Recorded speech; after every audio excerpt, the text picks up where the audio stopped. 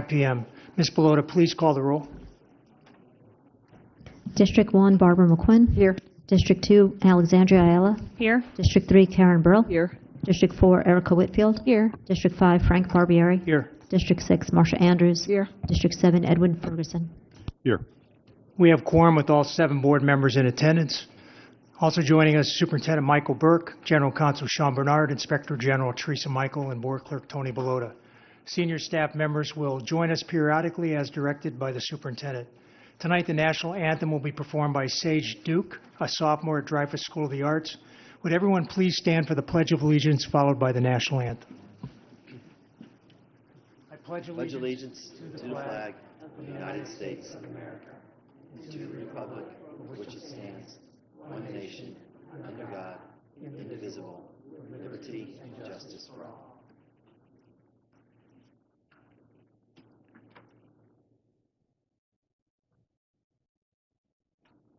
Oh, say, can you see by the dawn's early light what so proudly we held at the twilight's last gleaming, whose broad stripes and bright stars through the perilous fight o'er the ramparts we watched were so gallantly streaming, and the rocket's red glare, the bombs bursting in air, gave proof through the night that our flag was still there. Oh, say does that star-spangled banner yet wave o'er the land of the free and the home of the brave?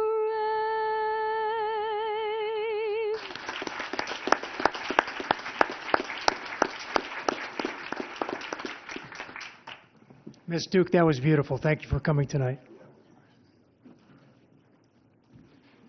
Board members, we have 6 sets of minutes on the agenda. We need a motion to approve. Ms. Ayala made the motion, seconded by Mrs. Whitfield. Any discussion? All in favor? Opposed? Motion carries 7-0. We have 1 item that's being added for good cause this evening.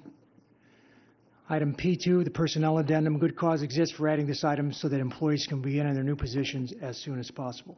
Mr. Superintendent, are you withdrawing any items? No, sir. So far, board members, 1 item has been pulled, OPS 1. Is there anybody else who wishes to pull anything at this time? Seeing none, we need a motion to approve the agenda. Motion by Mrs. Andrews, seconded by Mrs. Whitfield. Any discussion? All in favor?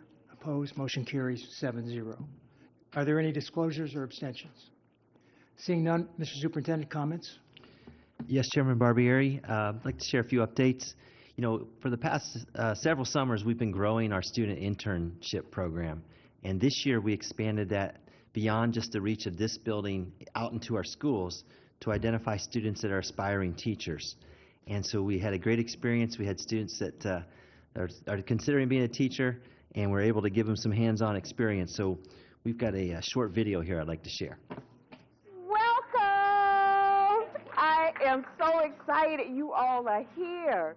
You all are our first school-based summer interns.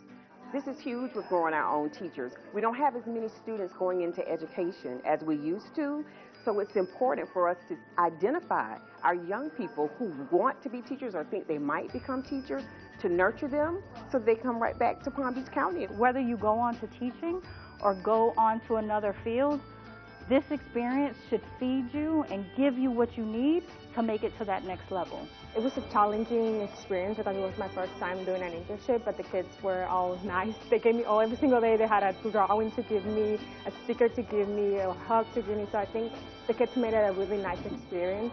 What I learned the most is how to keep up with the energy of a classroom. Getting a practice on getting to know a lot of people and to manage a classroom of that size was really important. Hopefully your experience this summer is one that will go with you a long way. Everything that they've done in the experience this summer is going to be something that they are able to walk away with. That's going to help them. They're going to be able to transfer those skills that they've been involved in and learned over the summer. I had many of our teachers tell us that certain students just gravitated to the interns and how they brightened their days, how they made them focus more, how they were excited to see them come in and when they could work with them one-on-one. So I think our interns learned a lot, but I think our students learned a lot, and everybody benefited from us having them over the summer. Yeah, so you can see that was just a great experience. We're going to continue that next year as we work to grow our own teachers, and we've got a lot of great candidates right in our high schools. Last Thursday, we opened school on August 10th, and as part of the reopening of schools, we went from 180 to 182 schools, so we're really proud of Dr. Joaquin Garcia High School and West Boynton Middle School. Both facilities were just incredibly well built and full of the latest technology, state-of-the-art facilities, and great teams have already been established there. And it was really just nice to see the kids come onto campus. Throughout our district, I feel like we had a nice, smooth opening.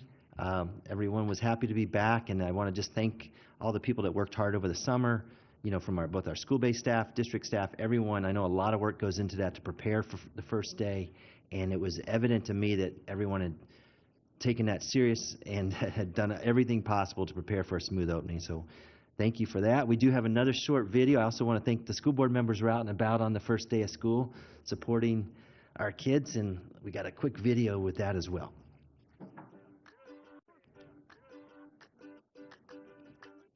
I wanted to just welcome everybody who chose to come here. To be in a very brand new school with all the wonderful technology, the security.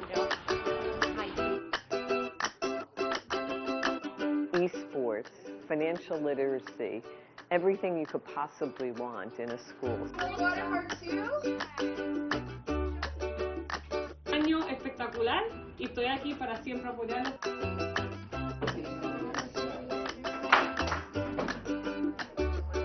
Just like to see the kids' smiling faces back in our campuses. The summer went by pretty quick. There's been a lot of hard work to get ready for the first day of school, so I'm proud of our team. We're off to a terrific start.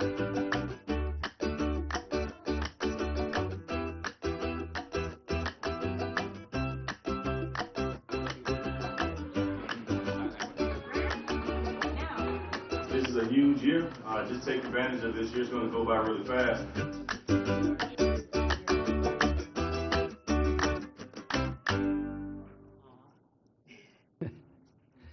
That was, somebody realized I needed a hug, and it was pretty generous. It was nice. Kindergarten kids are the best. But the other thing, just part of one of our rituals when we start a new school year, you know, we have our Education Foundation. I'm sure we'll hear from them in a little bit. And along with Office Depot, they held 2 Start Proud events, one at Forest Hill Elementary School, one at Boca Raton Elementary School. And some pictures are flashing up now. But this is a great program. They provide, in total, they provided 2,000 backpacks to our schools, all stuffed with classroom supplies worth about $125 per backpack. At both schools, they recognized one teacher that the principal was able to select, which is a tough selection, but one teacher received about $2,000 worth of supplies.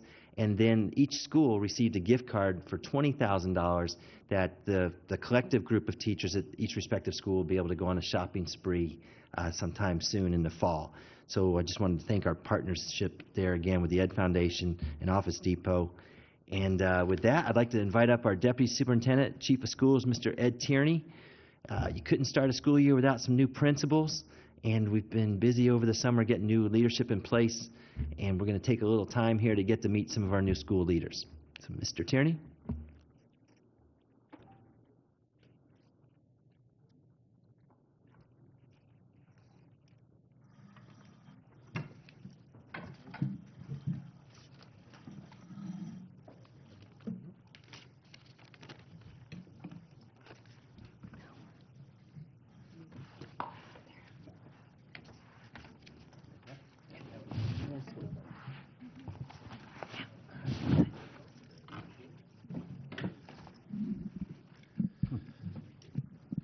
Chairman Barbieri, Vice Chairwoman Mrs. Brill, School Board Member, Superintendent Burke. I am very, very pleased to have the opportunity to introduce Palm Beach County's newest principals. It was a busy summer, but we're very proud of the quality of the people we have sitting before you. So we're going to get right to it as we have a number. Ms. Annick Charlotte is going from Manager Compliance Special Projects to Roosevelt Elementary. Roosevelt Elementary School is getting a passionate vision and leader we believe is a perfect fit. Thank you. Good evening, Chairman Barbieri, Vice Chairwoman Brill, school board members, and Mr. Burke. I want to thank you all for the opportunity to serve as principal of Roosevelt Elementary. I'm humbled and honored to serve the students, faculty, and staff of Roosevelt. My vision for Roosevelt is to continue building our students' academic foundations while also providing them with dynamic learning experiences to inspire them to broaden their visions of what's possible for themselves and for their communities. I am a proud product of Palm Beach County Schools, attending Cypress Trails Elementary, Crestwood Middle, and graduating from Suncoast High School's IB program. Yesterday, I received my work anniversary email from Team Palm Beach acknowledging my first day working for the district. So on August 15, 2007, I began my career as an educator, and now entering my 17th year, I have served in numerous roles from being a classroom teacher to most recently serving as manager of strategic management. And I've had wonderful people supporting me throughout my journey.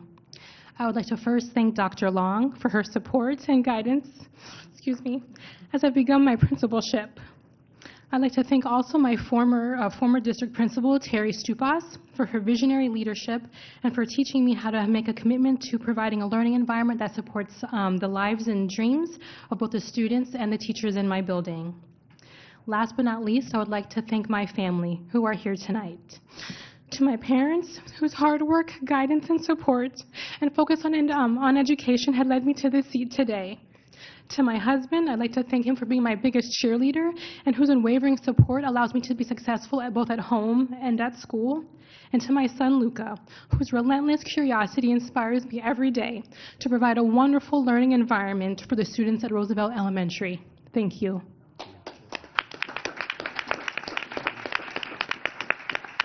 Dr. Moody Fuller is going from Assistant Principal John I. Leonard High School to Principal Boynton Beach High School. That community was looking for someone to be the recognized leader, respected leader of the community and school, and understands the needs of the community, and we believe the perfect candidate emerged. Good evening, Chairman Barbieri, Vice Chairwoman Brill, school board members, and Mr. Burke. I'm honored to have the opportunity to address you and extend my most sincere thanks for the opportunity to serve as the next principal of Boynton Beach Community High School. Thank you, Mr. Burke, Mr. Tierney, Ms. Capitano, Dr. Lockhart, for supporting and believing in me. I would like to acknowledge the invaluable contributions of my mentors, Ms. Melissa Patterson, Dr. Jesus Armas, and Dr. Susie King. A special thank you to my Central Region family, Ms. Haynes, Ms. Wetzel, the John I. Leonard administrative team, and the countless others across regions and departments who I've collaborated with throughout the years. Your support and guidance has been instrumental. I'd like to take a moment to express my deepest gratitude to my wife, Laura. Throughout my journey as an educator, she's been my pillar of strength, my constant source of inspiration, and my unwavering support system. Her belief in me and countless sacrifices have allowed me to pursue my passion and serve this community with all my heart. To the Boynton Beach staff and our amazing students, you're the heartbeat of this school, and my goal is to nurture and empower you to reach your full potential. Lastly, to the parents, the guardians, the community leaders, and all those who entrust us with the education and well-being of their children, I extend my deepest gratitude. Your support and partnership is vital to our success. Thank you for the privilege of serving as your principals. Go Tigers.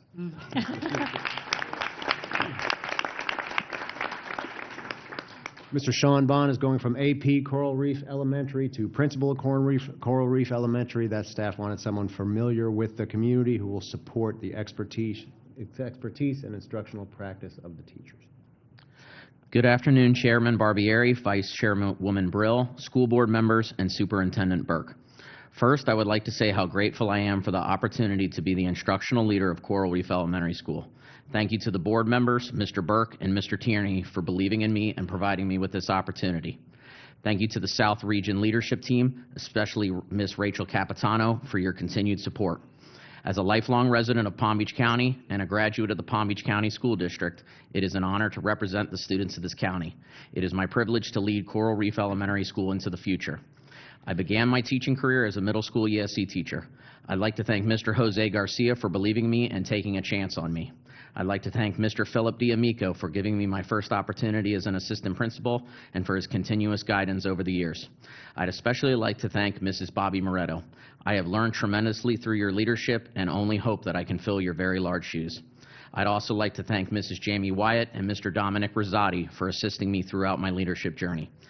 I am filled with overwhelming gratitude and love as I take a moment to express my heartfelt thanks to the most important people in my life, my incredible wife and my loving family. To my beautiful wife, Melissa, thank you for your unwavering support. To my children, Cameron, Carter, and Lauren, I love you, and I'm excited for you as you embark on your journeys as students in the Palm Beach County School District. I'd also like to thank my father, Mark, a retired Palm Beach County Sheriff's Officer, my mother, Eileen, a retired speech-language pathologist for the Palm Beach County School District, my sister, Maggie, a current kindergarten teacher for the Palm Beach County School District, and my brother, Tommy, a United States Army veteran and an 8th grade history teacher for the Orange County Public School System. Thank you all. I'm excited for what the future holds at Coral Reef Elementary School. The students, staff, and community are wonderful, and I am honored to be a part of this community. Together, we will continue to strive for excellence and achieve our collective goals. Thank you. Mr. Orlando Mastrapa is going from assistant principal at New Horizons Elementary to principal C.O. Taylor Kirklane Elementary. That community was looking for someone to promote a collaborative learning culture and has a vision for academics, and we think Mr. Mastrapa is uniquely qualified to do that. Thank you, Mr. Tierney. Good evening, Chairman Barbieri, Vice Chairwoman Brill, esteemed school board members, and Superintendent Burke. I want to begin by thanking the school board for the opportunity to continue to serve students in this very new and exciting capacity. I want to recognize school board member Ayala specifically for taking the time to meet with me on the first day of school and offer her support. Thank you so much. As someone whose career started as an elementary school substitute teacher to now being introduced as an elementary school principal, I can assure you that it's certainly been a very exciting journey to get to this point. So with that said, I want to thank all the mentors that I've had throughout my career that led me to this point, including Ms. Valerie Haynes and Ms. Vivian Green, as well as countless other leaders who have poured into my leadership journey thus far.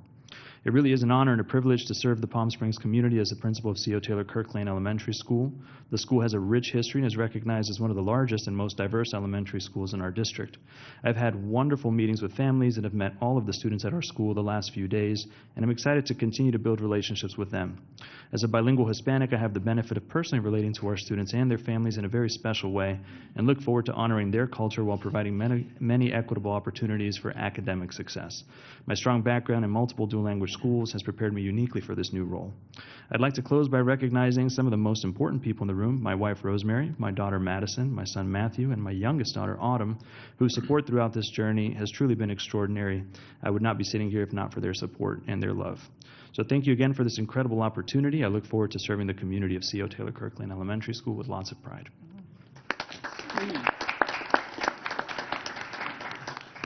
Ms. Rosalind Gray McCrae is moving from assistant principal Palm Beach Lakes High School to principal Palm Beach Lakes High School, and that community simply wanted to continue the great work happening on that campus.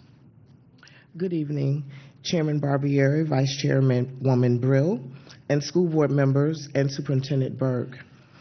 I would like to thank you for this opportunity to be introduced as the principal of Palm Beach Lakes Community High School. I am grateful and honored to be able to serve as the instructional leader. Having been at the school since 2004, I'm very familiar with the culture and the needs of the school.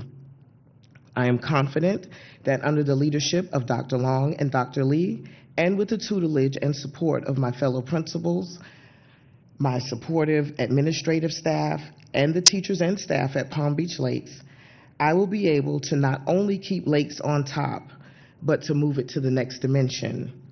I would be remiss if I didn't take a moment to acknowledge and thank my family watching via TV, my family that's here with me, my daughters, Selena, Patrice, and Bethany, I'm sorry, and to my husband, Mr. Charles McCrae, for their love and their support. I also honor and would like to thank my mom and my grandmother, who both transitioned last year, but now are my forever guardian angels. They gave me the tools and the push to get to this point. I also would like to thank Mr. Collins, my very first high school principal, and Mr. David Alfonso, my last principal, for getting me to this point, to catch the wave, to the Ram Revolution, to keep Lakes on top.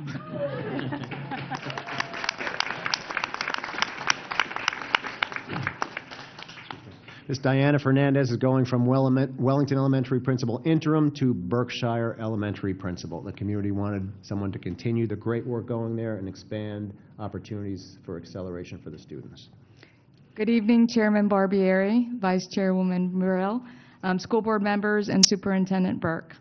Understanding that this is an honor for any of my colleagues here to have been selected to lead schools in Palm Beach County School District, I am particularly honored to have been selected to be the next principal at Berkshire Elementary, because it is exactly there where I started my leadership path as a TOSA many years ago. If my time at Berkshire would not have been a positive, encouraging, and rewarding one, I would likely not have continued down the path that I am in today. It was my time at Berkshire that I began to really understand what it meant to be part of the community that cared immensely for the children they served, a community that felt like home. Since then, I have had the incredible growth opportunities that have shaped my career, and I would like to recognize some of the following district and school leaders whose advice and mentorship made a big impact on the leader that I am today. Prior Chairman Chuck Shaw for starting me off on my journey. Principals under whose leadership I serve, which was Maria Bishop, now Instructional Superintendent, Ms. Kathy Reynolds, Dr. Colleen Ianetti, Mr. Joe Picia. More recently, Central Region Superintendent, Ms. Valerie Haynes, Central Region Instructional Superintendents, Ms. Karen Wetzel, Ms. Vivian Green, Dr. Jennifer Sanders, and more recently, Ms. Robin Brown. Last, my personal support structure and my reason for being, my sons Nicholas and Andre, my daughter Daniela, and my husband Manny of 32 years. Quisiera darle las gracias a esta junta directiva por darme la oportunidad de servirlos tantos años. Adicionalmente, estoy muy orgullosa que me han dejado volver a mi comunidad, a mi casa. Thank you for letting me return home and lead what I know is the best school in Palm Beach County, that's Berkshire Elementary.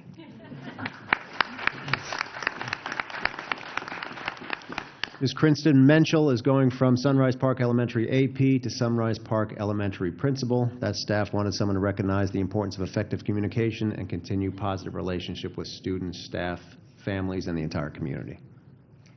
Good evening, Chairman Barbieri, Vice Chairman Brill, school board members, Mr. Burke, Mr. Tierney, and all other guests. I'm very excited to be here and honored to accept the position as principal at Sunrise Park Elementary School. I would like by thanking the board, Mr. Burke, Mr. Tierney, and along with Mrs. Capitano and Mrs. Steiger for this opportunity. I would like to show my appreciation for all the amazing leaders I've worked under throughout the years. To Joe Picia for providing me with my first leadership opportunity. To Shantae King for really pushing my thinking and challenging me to see every situation through a different lens, but most importantly, for believing in me. To Jamie Wyatt for every conversation where you pushed me to dig just a little bit deeper. And lastly, to Alicia Steiger for your guidance, your coaching, your patience, and your mentorship. The last 4 years, you have set the bar extremely high at Sunrise Park, and I'm looking forward to making you proud. A very special thank you goes out to the staff from Sunrise Park and Pine Grove Elementary who have helped shape me as a leader. And a huge thank you to the strongest support system out there, the place where it all starts, my own parents, who are here today. Thank you for believing in me. Thank you for teaching me that when you work hard, you can get what you want. Thank you to my sister and her family for being the biggest cheerleaders in the room, and my in-laws, especially my mother-in-law, who was right there to help me with my kids on those late nights. My most appreciation goes out to my husband, Perry, and my 2 children, Peyton and Preston, who mean the world to me. I am excited and ready to stand beside the students, the staff, and the community of Sunrise Park and continue to show why we are the best school in Palm Beach County. Thank you. Ms. Salethia Taylor is moving from Lake Worth High School Assistant Principal to Lake Worth Middle School Principal. The Lake Worth Middle School community is getting a consummate professional that we know is going to do great things for that entire community. Thank you. Good afternoon, Chairman Barbieri, Chairwoman Brill, distinguished board members, Superintendent Mr. Burke, and Deputy Superintendent Mr. Tierney. Thank you for this opportunity to serve as the next principal of Lake Worth Middle School. Although I'm honored to be selected, I know it would not be possible without my support system. I'd like to recognize some individuals who have mentored me and shaped me as a leader. These include Dr. Cheryl McKeever, who took a chance on me new out of college 22 years ago and gave me my first teaching opportunity in Palm Beach County and recognized my leadership potential before I did.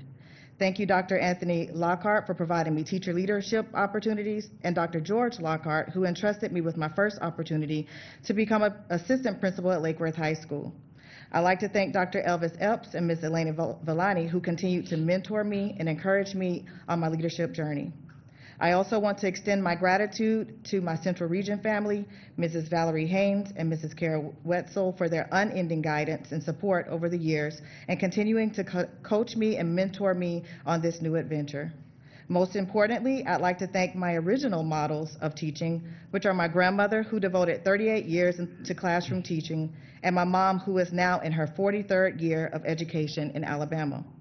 They inspired me to become the educator that I am today, and I am forever grateful. Lastly, I'd like to thank my son, Krishan, who always shared his mom with hundreds of other children, and my husband, Carl, who has joined me on this journey, extending his love, patience, and support. I'm excited to join the Warrior family at Lake Worth Middle School. I am honored yet grateful for your trust and vote of confidence. I look forward to catching the wave and leading the Warrior Nation to new academic heights and levels. Thank you. Mr. Superintendent, that concludes principal introductions. Thank you, Mr. Tierney. You're all an impressive group. You're looking pretty good after 5 days of school, I must say. So we'll let you get back to it, but thanks for being here this evening. Enjoyed your speeches. Thank you. Thank you. All right. Thanks again. Yeah. Just one last comment. You know, I know we've got several speakers signed up to speak tonight, so I just wanted to kind of address an issue up front. We have a lot of speakers signed up to speak about Black history, and I understand with what's played out in the news and with the Florida Department of Education and their recent approval of African American history standards, that's cause for concern. I just want to assure people here in Palm Beach County that we will continue to teach African American history with the same standards that have been in place for years. The state has not yet rolled out those new standards, and even when they do, we're going to be very careful. We have always valued teaching history accurately, and we want to maintain our integrity when it comes to that going forward. So I also want to just point out that we have always taught African American history in accordance with Florida Statute 1003.42. We have a department with a dedicated staff to teaching African American history, Latino history, and the Holocaust. So we're fortunate we have some resources locally to help us with that. Our school board recently bought more instructional materials, including African American history, Latino American history, and Holocaust education. And I just want to, I guess, acknowledge kind of the concerns in the room with what's brewing around us throughout Florida, and just offer you some assurance that we understand your concerns, and that we are working hard to continue to do right here in Palm Beach County and to teach history accurately. I've also just received some inquiries about PragerU, which is a new instructional material that the state has adopted. And again, just here in Palm Beach County, we have not purchased PragerU, we have not sanctioned its use, and it's not being used in our schools here across Palm Beach County. So with that, Chairman Barbieri, that completes my comments. Thank you, Mr. Superintendent. Before my board colleagues make their comments, I just want to remind viewers and listeners that they can access the meeting today by either watching on Comcast channels 234 and 235, UVerse channel 99, or by using the YouTube link on our webpage at palmbeachschools.org. In the event that the link is interrupted for technical reasons, please switch over to the TV channels. All board meetings are recorded in their entirety and posted on the district website within 24 hours. We also offer a listening-only option, which the public can access by calling 561-357-5900 or toll-free at 1-866-930-7015. The meeting ID is 1-561-880-1124, #. Also, on behalf of the board, I'd like to welcome any public speakers who are joining us today. The school board supports the peaceful assembly of persons to express themselves regarding matters concerning district students, employees, and the community. Please be mindful that the board members, pursuant to school board policy will not engage the public during public comment today. So please understand that we are not being rude when questions are addressed to us during public comment. It is simply our policy that we do not engage the public during that portion of the meeting to ensure that every member of the public who wants to speak has an opportunity to do so. We do make note of your issues and follow up with district administration as to those issues. As a reminder, public comments must relate to the subject matter of the agenda item for which the speaker had requested to address. Pursuant to school board policy, speakers whose comments do not relate to the topic that the speaker indicated, including but not limited to the mention of any person's candidacy for elected office, are subject to having the microphone turned off and forfeiting the right to speak at the remainder of today's meeting. Again, your attendance here at the board meeting is appreciated. Thank you for helping us to maintain decorum, civility, and the orderly conduct of school board business. And with that said, we'll turn to Mrs. McQuinn. Do you have any comments? Thank you. Mr. Burke has already thanked every single employee of this school district for opening school, and it took every single one. I want to thank Mr. Burke for his leadership in making this happen. We all know he spent many, many, many sleepless nights, and I know there have been some glitches, as always, with transportation, but I will tell you, the fewest that I have ever received in my 7 years on the board, and I know that he and Mr. Sanchez were very worried about the buses. So thank you so much for your leadership. And Mr. Burke, I want you to know I did my Catch the Wave training, so I've got it. Thank you. Thank you, Ms. McQuinn. Ms. Ayala? Thank you, Mr. Chairman. Good evening, everyone. I want to start by welcoming everyone back to school. Since school started in an overwhelmingly smooth fashion, I've been able to visit 12 District 2 schools to say hello and just share in the excitement and the joy. There's some pictures up on the screen. I was joined by Deputy Superintendent Tierney and Superintendent Burke at different stops at John I. Leonard High School, Palm Springs Elementary School, Palmetto Elementary School, Coniston Middle School, Forest Hill Elementary School, C.O. Taylor Kirk Lane, and so proud of our brand new principal, Meadow Park Elementary School, Palm Springs Middle School, Westgate Elementary School, Okie-Healy Middle School, Belvedere Elementary School, and of course our Adult Education Center. So I just wanted to say a huge congrats to everyone for a flawless start to the school year, and it was a joyous occasion over the last week. Next, I'd also like to take an opportunity to directly address the community members who are here tonight with valid concerns around recent news and headlines regarding our curriculum, instructional materials, and the teaching of certain subjects. Thank you, Mr. Superintendent, for the initial commentary on that. To begin, as previously stated, I wanted to make it crystal clear that this district has not purchased or adopted any PragerU materials. Here in Palm Beach County, I have been informed we have no plans to do so. The current approved supplemental materials that cover those topics are providing a factual and collective educational experience for our students at the moment. Second, I wanted to discuss AP Psychology. I know there was a lot of back and forth on that. The answer is it will be and is currently being offered throughout our school district. The initial confusion around that stemmed from a state decision, and immediately our district staff and the superintendent went to work on addressing that confusion. The decision to continue offering this very popular elective, and I heard from many families in my district and throughout the community, is based on assurance that our district has received from both College Board on the topic and the Florida Department of Education that we are able to teach the course in a manner that will allow our students to earn the college credit. So I understand it was a frustrating situation, and I wanted to express gratitude for the patience that all the families express as we work through that, and of course thank our teachers and school administrators for their flexibility in pivoting to make this happen. And last but certainly not least, many of you are here tonight to address valid concerns raised around our district's teaching of African and African American history. So I really appreciate and understand this concern and wanted to clarify our district's position directly to those that are here to talk about this. Our legislative platform last year, if some of you read it, advocated for, quote, not enacting new legislation that would adversely impact students or parents because of their gender, race, religion, or ethnicity. And it was to avoid this very scenario. I know that a lot of you here recognize that the position of our district's legislative platform and our advocacy efforts and what happens in the Florida legislature are not the same thing. That being said, I want to be clear that here in Palm Beach County, we are offering 89 sections of African American history and African American history honors across our school district in both middle and high schools.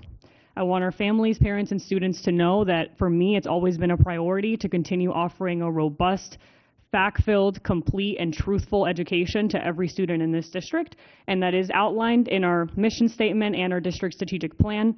So I want to thank you for your efforts to ensure that as a community we can collaborate on making sure that we're doing what's in the best interest of our students. And I wanted to cover all this because I know there's been a lot of confusion around it, even for some of us with the headlines. And hopefully, since it may take a while to get to some non-agenda comments tonight, just give you back some of your evening. But if you stick around, I can't wait to hear what you have to say and address this. But I wanted to make sure that I was clear on where the district is at with this among the rhetoric. Thank you. Mrs. Whitfield. Thank you so much. First of all, I want to just say a huge welcome back to school. It is such an amazing time of year. I love going to schools to see the kids coming back, the teachers, full of energy from their summers. So I think it's a wonderful time. I actually started the day at our newest high school at Joaquin Garcia High School, and it was such a pleasure to see the school. I would say the worst part about it was now I've seen what an amazing high school looks like, and I want every other high school in the district to look like that. So large requests coming in for, I know, so he's showing me he needs more money, but I do think that we need this to happen. It was just a wonderful place and just a beautiful school to be a part of, and I know there's so many families that are really excited. I actually drove my daughter there on the day when we had the press come, and she said, oh my goodness, this is the new school. I want to go to school here. And I was like, yeah, I totally understand.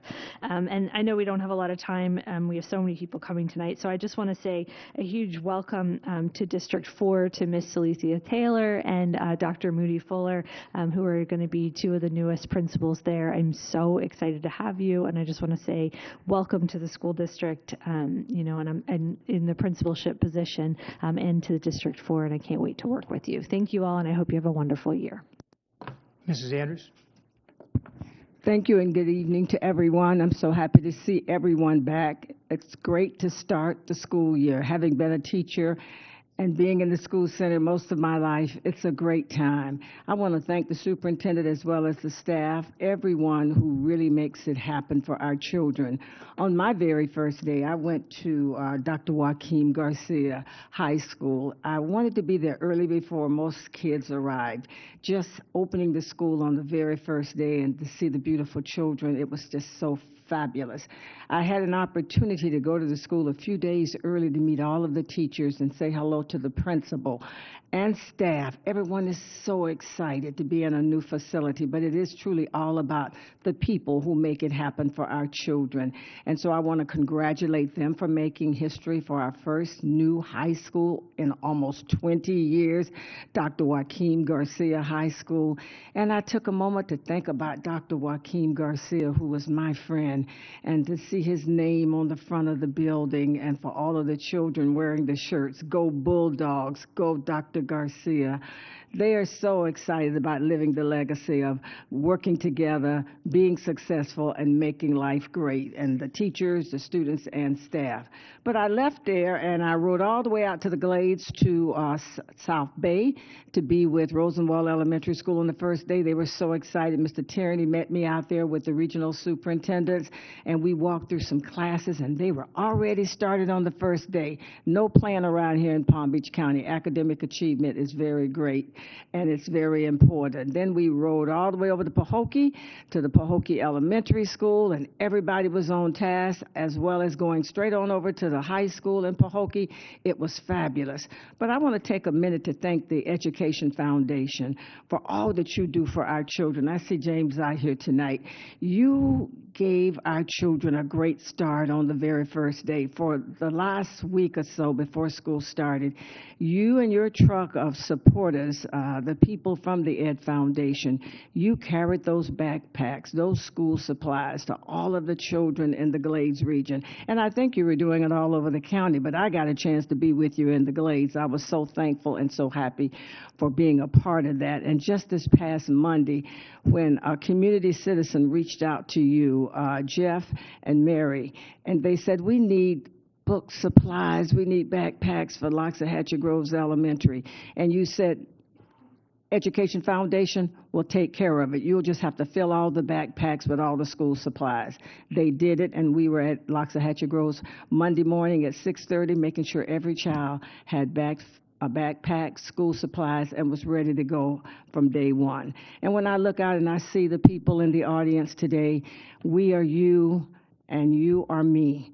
We will never let anyone take away our history. And I want you to know I am glad that you are here.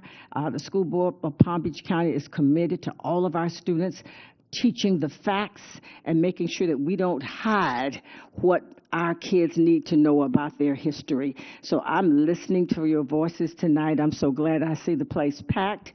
And we stand with doing the right things for all of our children as it relates to African American children, as it relates to LGBTQ plus children, as it relates to all children. We're not going to let anybody take away our rights.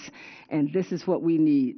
The audience packed, saying what you need to say to us, but you need to know this school board and superintendent, we got it. We know what we have to do, and we'll take it to Tallahassee, all the way across the country to let people know we will not be pushed around. We'll do the right things for our children. Thank you. Mr. Ferguson. Thanks, Mr. Chair. So I want to echo the sentiments of my other board members and say welcome back to all of our students, their parents, teachers, and administrators. I'm really stoked for this school year. My youngest started kindergarten, so that's been an experience for me this first week. Haven't been able to visit too many schools because she kind of has me on a specific list of things that Daddy needs to do each day. So trying to get my legs under me as far as that goes.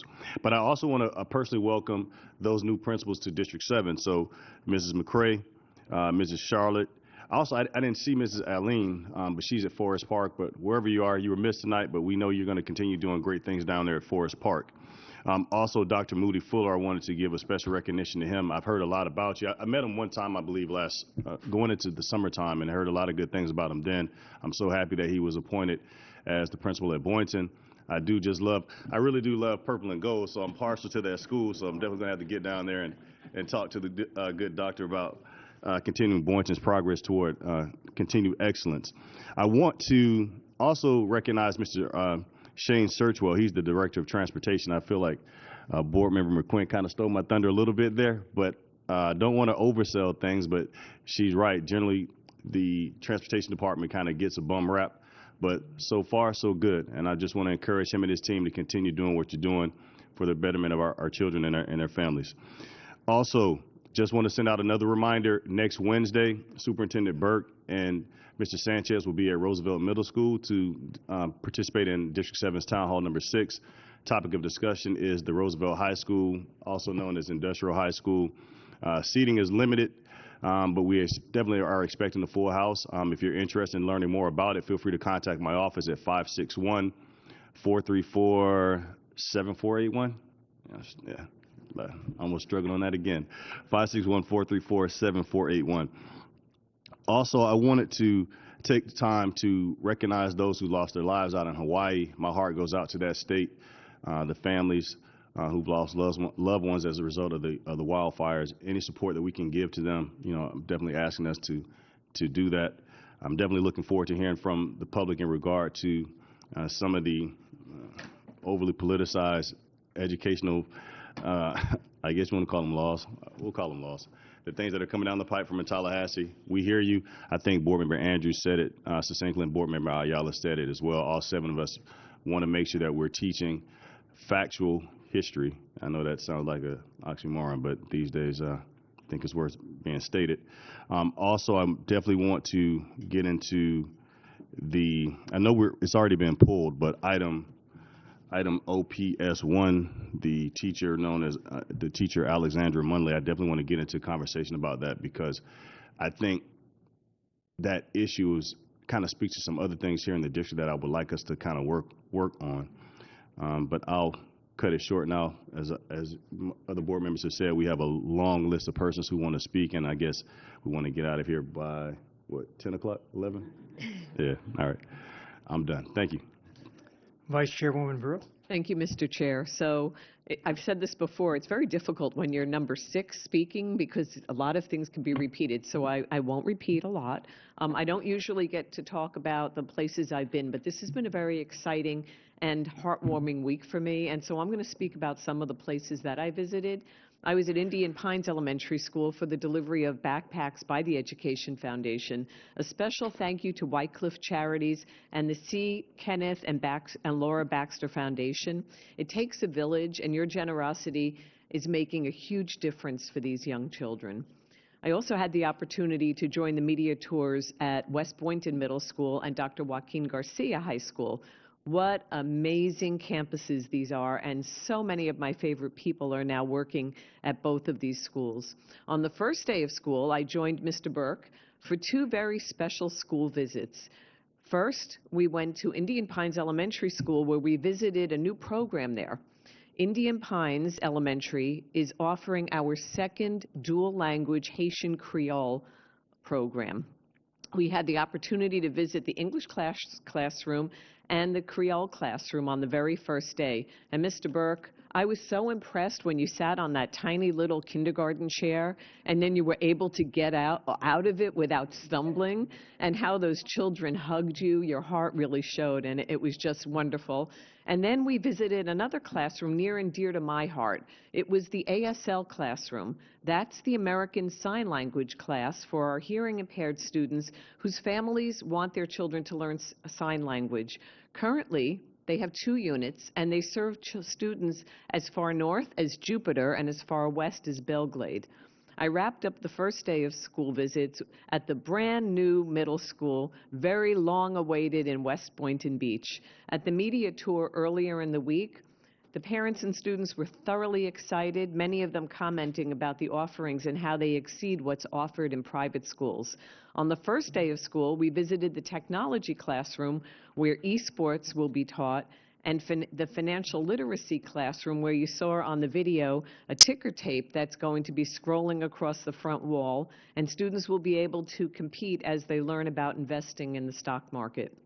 So, not to repeat things, but ditto on the curriculum issues. I will also add to the comments of my colleagues, again reiterating what we have stated in this boardroom before. We also have not banned any books in Palm Beach County, so you need to know that. Also, when we discuss our legislative priorities, I am suggesting that we further craft priorities around ensuring the teaching of factual history in Florida and not removing courses or segments of curriculum that will impede our students when they apply to colleges outside of Florida.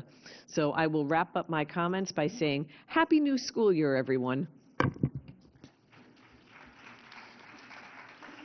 So I'll be very brief. Everything that I could have said has already been said, other than the buck stops in the chair where this man is sitting. And so I want to congratulate the superintendent. The 15 years I've been on the board, we've never had an opening like this one. I mean, it was totally smooth. I don't think any of us got any emails, but usually we get dozens and dozens of emails by 10 o'clock in the morning on the first day of school, people complaining about something, whether they don't like the classrooms their kids are in, or they don't like their bus ride, or the bus that they didn't ride. But I want to congratulate you and your staff on a job well done. We also, at this meeting, we normally recognize those of our employees who have passed away since the last regular meeting, and that we only have one tonight, and that's Retha Palmer. She was a teacher at teaching math grades 9 to 12 at John I. Leonard High School. She was born May 16th, 1969, and she died July 7th, 2023. So if we could have a moment of silence for Miss Palmer's family as we send out our condolences.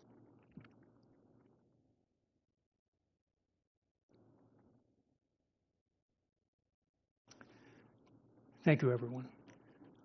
That'll take us to presentations. Ms. Neka Nolim from the Communications and Engagements Department joins us for the August board recognitions. Good evening, Neka.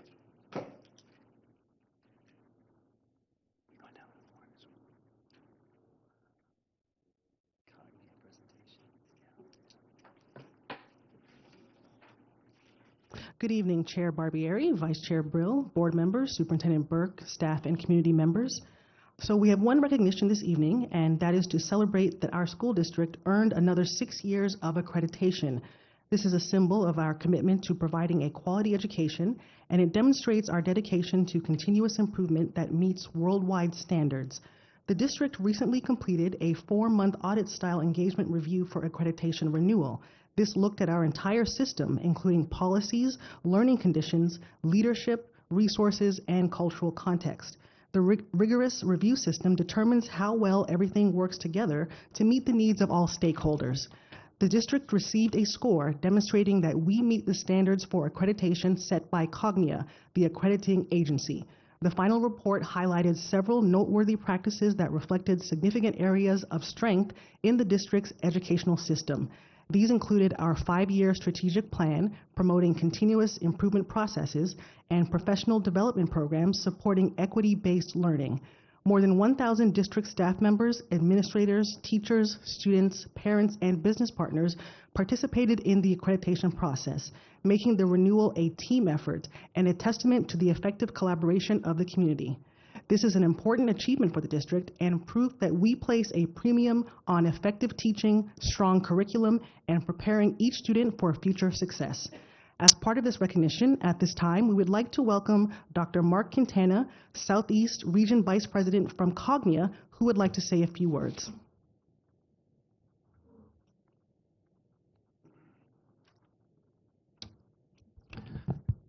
Good evening, Chairperson Barbieri, Vice Chair Brill, school board members, Superintendent Burke, and all. Again, I'm Mark Quintana, Vice President for Cognia Southeast Region. Of note, I started my education career at Loggers Run Middle School here in Palm Beach County. Andy Martinez is with me, also a veteran educator, born and raised in the Southeast Florida area. He serves as the director for Florida. And Diana Weinbaum is unfortunately unable to be with us. Diana is our senior director for Florida, but also spent 12 years working here in Palm Beach County, teaching at Manatee Elementary, Sunset, Palms Elementary, in the school improvement position here at the district office, and also as the director of professional standards. She's caring for family that is ill and out of state. That's why she's not here. Cognia's accreditation, congratulations. We are the world's and the United States' largest K-12 accreditation organization with a network of approximately 36,000 education institutions, of which 95% of them are here in the United States, and the remaining are in 91 other countries around the globe. We first started accrediting schools in 1895. Palm Beach County's Lake Worth Community High School is the longest accredited high school with us, and that was in 1922. And the district has been accredited since 2008, which was shortly after we went to and offered district-wide models for accreditation a few years before under our former name of Advanced Ed. Accreditation is not about passing a one-time evaluation. It helps providers, schools, and also the central office. Your central office is now accredited as part of this process. This helps you all and proves that you meet improvement goals and sustain commitments to better learner outcomes. Accreditation is part of your continuous improvement journey as a school district. It's an extremely rigorous process where only the most qualified earned Cognia accreditation. So congratulations to you all here in Palm Beach County, and we encourage you to continue to engage and participate annually in continuous improvement activities in alignment with our performance standards. We have here for you a certificate to acknowledge and celebrate your accreditation for the next 6 years. And your district staff has informed us that every school's certificate is in hand at the district office, and they will start to receive their certificates tomorrow. Yes.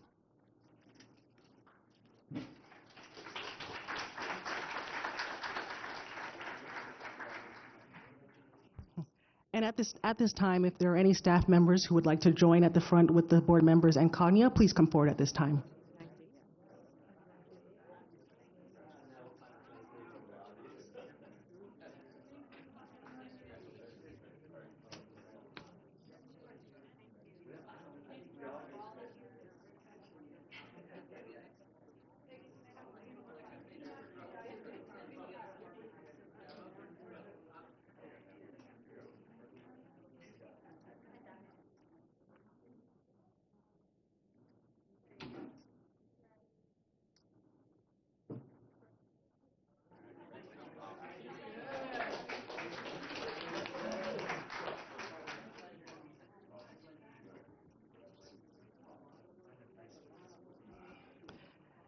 Thank you, Dr. Quintana.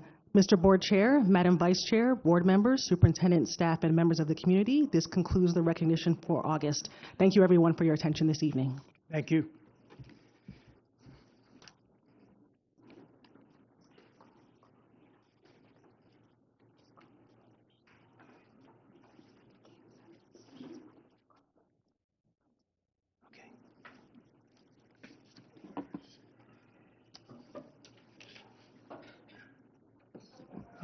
For committee reports, we have no report from Academic Advisory, no report from Audit. The Construction Oversight Review Committee report is attached to the agenda. District Diversity and Equity Committee has no report this evening. General Counsel, do you have any? General Counsel? She's not in the room, so assuming she doesn't have anything for us. Inspector General? No report. All right. So we'll call on elected officials and delegates next. I'd like to start with Claudia Kirk-Bartow, the Junior Achievement of Palm Beach Treasure Coast. After she speaks, we'll ask for Lori Salarulo, President and CEO of the Junior Achievement. Good evening. We're kind of pulling a fast one on you. That's right.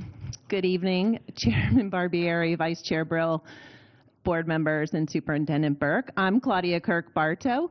As you know, Palm Beach JA of the Palm Beaches and Treasure Coast, and my colleague is Lori Salarulo from JA of South Florida. So we thought we would welcome everybody back to school together and let you all know that we're here, obviously, to support the school district as we educate, affirm, and inspire our young people. And we're working together just to make sure that you know that we're aligned with a couple of items within the strategic plan. And I'll be like you, saying A1B, strengthening career pathway opportunities and coordinate choice programs to ensure all students identify, understand, and prepare for careers aligned to their interest. Also, A2A, implement innovative learning approaches, including acceleration options in all 4 core subjects, project-based learning, and authentic assessments. And C1A, implement a district-wide system to ensure every student has a positive relationship with at least one adult at school and is recognized for their achievements. Obviously, we're supporting those with all of our programs, and we just wanted to say that we're working together this year to support all the the students in our district, as well as the teachers and administrators. And I'll let Lori say a few words, but I just we wanted to do it together to use only 4 minutes. Oh, thank you, Ms. Bartow. Yes, we're going to save you some time tonight.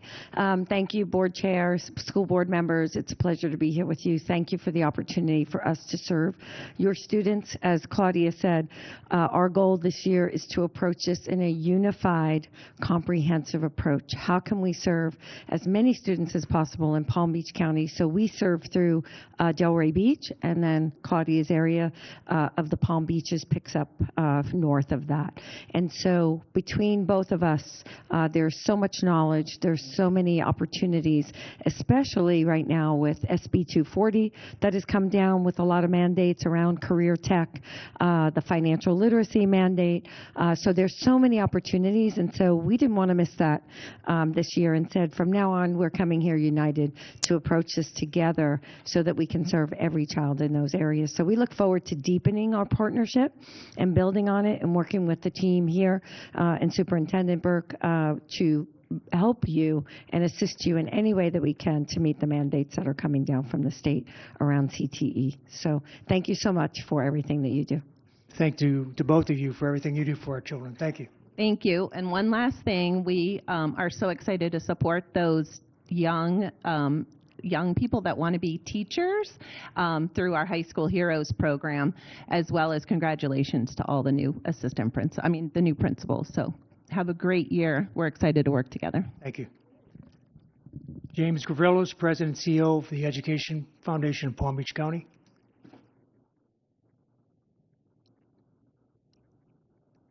Good evening, Chairman Barbieri, members of the school board, and Superintendent Burke. I appreciate the wonderful words of Ms. Andrews, but tonight is not really going to be about us. It is about this incredible community we serve and in which we work. And it's a business community that has nothing but support for the school district, as you're going to hear. I do have to say to Superintendent Burke, your connection to the business community is astonishing. You've now delivered two sort of state of the district presentations at respective chambers, and my phone blows up after each one. I know everybody calls me to tell me you're doing a great job. It's like, I'm not his boss. He doesn't work for me. But the business community respects your candor, your forthrightness, your humility, and above all, your integrity and your service. So job well done, sir. Marcia Andrews referred to the backpack program, and that's what I'm going to talk about tonight. I brought notes up, Frank, which I never do because I don't want to miss anyone. I'd like you to listen to the list of sponsors, the companies in our community that ponied up to make sure that young people are prepared for this year. PBSO, our Sheriff's Office, U.S. Sugar, the Kenneth and Laura Baxter Foundation, Simpatico Real Estate, Office Depot, who did 2 Start Prouds, one at Forest Hill and one at Boca El, Pratt & Whitney, Jazeranak Group, NCCI, Wycliffe Charities, Carrier, Gunster, Lesser Landy & Smith, Seacoast Bank, Wharton Smith Construction, B&I Contractors, Comcast, Proctor Construction, Core Construction, Vertical Bridge, 2 Men in a Truck, the Jewish Federation of Palm Beach County, the Brooke Jackman Foundation, and Coca-Cola Beverages of Florida. Those are just the companies who put up funds. HCA Florida had a little competition amongst the employees. They raised over $3,400. Vertex Construction, over $3,300. PHH Mortgage, $2,300. The Four Seasons in Del Rey, over $1,500. And the PBC Association of Legal Administrators, $1,400. More importantly, those companies who put boots on the ground and stuffed those backpacks. Again, listen to this list of our business partners. The Breakers, Papa John, the Honda Classic, Mount Olive Youth Department, the Ben Hotel, Sounders Care, DSM Capital Partners, BDO, Gold Coast Federal Credit Union, R.E. Blank & Company, Chase Bank, the Boca Grove Country Club, Anderson, Admirals Cove Country Club, P.T. Anderson, Volo Ridge, HCA Florida Healthcare, Poland Capital, the Pulte Group, Stone Group at Illustrated Properties, and some gentleman named Mike Burke came and spent a day working with the Education Foundation. I guess I was your boss for about a half a day there. Now, what does all that translate? The numbers just boggle the mind. We started this program 5 years ago, passing out 3,900 backpacks. Then we went to 4,300. The third year we did 7,220. Last year we did 17,617. And ladies and gentlemen, with all of those incredible business partners, in the last 2 weeks, thanks to Marcia Andrews, who helped us offload a truck, and Alexandria Ayala, who offloaded a truck or two, your community provided 23,695 backpacks in 39 of our district schools. If you do the math, we serve 21% of the school district. If we were a business, our market penetration would be off the hook. And all I can say to you, Chairman Barbieri, members of the school board, Superintendent Burke, and ladies and gentlemen, this is not about the Education Foundation doing its job. It's about Palm Beach County. It's this community who is saying to you, Superintendent Burke, they believe in you. They're following you, they want to support you, and they want to support our kids. We are blessed with an amazing business community who wants a world-class education for our children, and the proof is in the pudding in these numbers. Thank you very much. We're off to a great year. We are your Education Foundation, serving the finest school district in Florida. Thank you. Thank you. Charmaine Postal, Vice President of Florida PTA. Deborah Robinson, Chair of the Coalition for Black Student Achievement.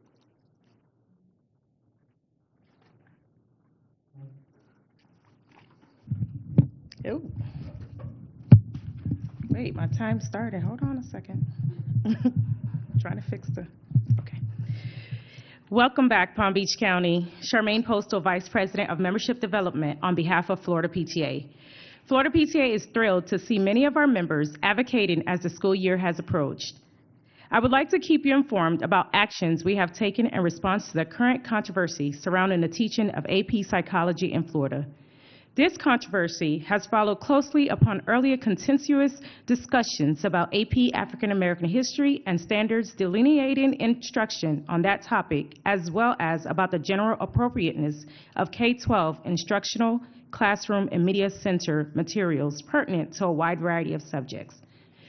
During the past 2 years, the Florida legislature has passed laws that restrict K-12 instruction and K-12 students' access to materials on concepts pertaining to race, color, National Origin and Sex, HB 7, 2022, and Gender Identity and Sexual Orientation, HB 1557, 2022, and 1069, 2023.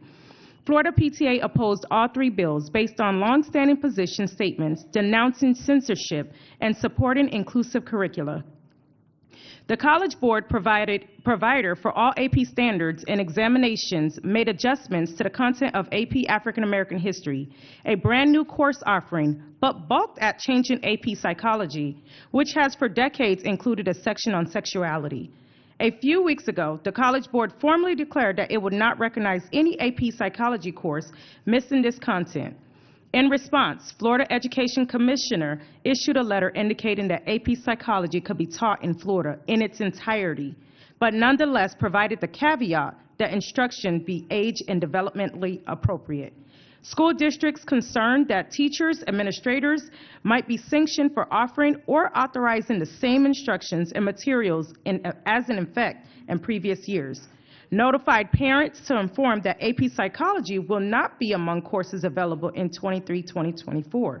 Some districts, including Palm Beach County, have now issued notifications that the courses will be offered. Thank you, Palm Beach County. Florida PTA believes that the pendulum has swung too far away from the moderate child-centered positions for which we have always advocated, and that parent and community engagement, which we strongly support, has been misinterpreted as selective parent and community absolutism. Accordingly, we have written to the Commissioner of Education to request that he provide clarification that AP Psychology instruction can proceed as in previous years without repercussions to teachers, administrators, or school board members. We have further urged him to work with Florida legislator to amend statutory language that is unnecessarily and detrimentally vague or that usurps the right of individual parents to direct the education of their children. We have likewise issued a press release to acquaint the general public with our stance. Moreover, in accordance with our mission, we will be working with school boards and the Florida legislator in the coming year to place the education, health, safety, and well-being of students once again at the center of their focus. I look forward to meeting with the board members before me and district staff in the very near future. As a mother of a Black senior here in Palm Beach County, currently in rigorous courses such as AP and ACE, it is imperative that I advocate for my child, your child, all children. Thank you for advocating on behalf of all children and youth. Florida PTA is the oldest and largest child advocacy association in Florida, founded in 1923, and has successfully advocated for everything under the sun, including kindergarten, school lunches, bicycle helmets, your child, my child, and all children. Thank you, Ms. Poston.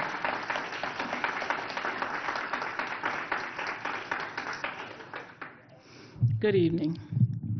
I'm Dr. Deborah Robinson, Chair of the Coalition for Black Student Achievement.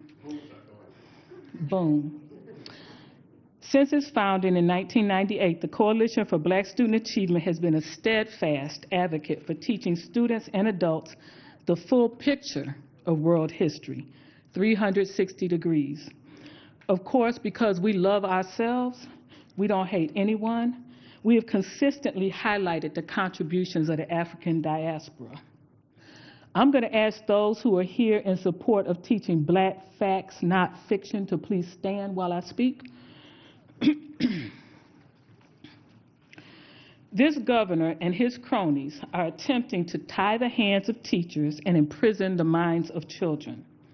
We are here to announce that we will not let that happen, not on our watch, not in our county. We will work with whoever and against whoever for our children.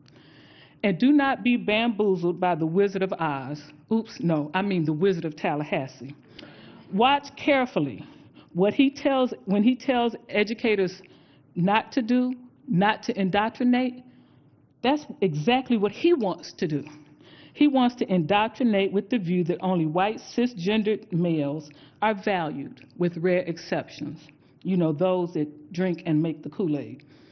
He wants to deny access to thought-provoking materials. He wants to limit thinking by teachers, thinking by students, thinking by parents and community. Did you not read Brave New World in 1984? It appears that the wizard wants us to walk directly into those dystopian worlds where the government tells you what to think, the TV watches you, books are removed, newspapers are rewritten, and primary source documents are hidden. He does this all while blaming it on someone else. There is an organized move again to fill the minds of children with misinformation and distortions. We are here to say, Palm Beach County School District, stand up. The Coalition for Black Student Achievement expects that the Palm Beach County School District will include the truth of our story in classroom instruction, as well as instructional and media materials. Black history is American history. Black history is world history. Now, I know most of you know this. Most of you, not all of you, know this. Don't tuck your tails and hide. Show teachers how to teach the truth without feeling endangered. Florida Statute 1003.42 says, members of the instructional staff of the public schools subject to the rules of the State Board of Education and the District School Board shall teach efficiently and faithfully using the books and materials required to meet the highest standards for professionalism and historical accuracy. The history of African Americans, including the history of African peoples before the political conflicts that led to the development of slavery, the passage to America, the enslavement experience, abolition, and the history and contributions of Americans of the African diaspora should be taught. In that vein, Coalition is here to say to teachers that you can teach Black history. You should teach Black history. We know that each one of you wants to be your student's best teacher, and we want you to be.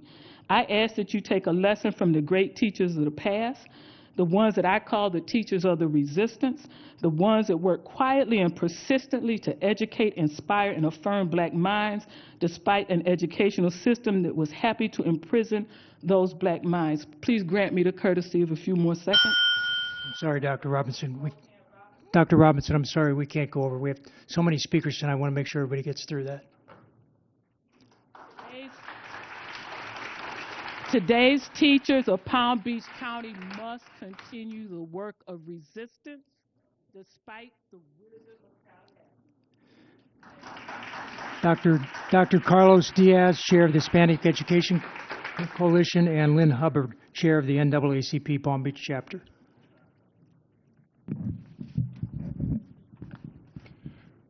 Good afternoon, Chairman Barbieri, Vice Chairman Brill, Superintendent Burke, and members of the board. I'm Dr. Carlos Diaz. I'm Chairman of the Hispanic Education Coalition of Palm Beach County. When I was 10 years old, I was in 5th grade in Marathon, Florida. Our teacher said the following to our class, quote, during slavery, a young healthy male slave cost around $1,500. In today's money, that would be about the cost of a Cadillac. And you wouldn't mistreat your Cadillac, would you? I remember those words as if they were uttered yesterday, and they were uttered 63 years ago. I thought those days were long in the rearview mirror of Florida education. Yet 6 decades later, we have passed curricular guidelines that suggest that slavery is some sort of an early job training program. I've asked myself, why would adults press to teach absurdities to students? Why are some people afraid to teach the entire truth in an age-appropriate manner? As an organization, the Hispanic Education Coalition believes that neither Hispanic nor any other students can get an appropriate education when teaching is conducted in a climate of fear. And currently, we have a climate of fear. What happens when students read literature written from perspectives besides their own? When they learn that history is not unidimensional, but it contains facts both complementary and uncomplimentary to our national image.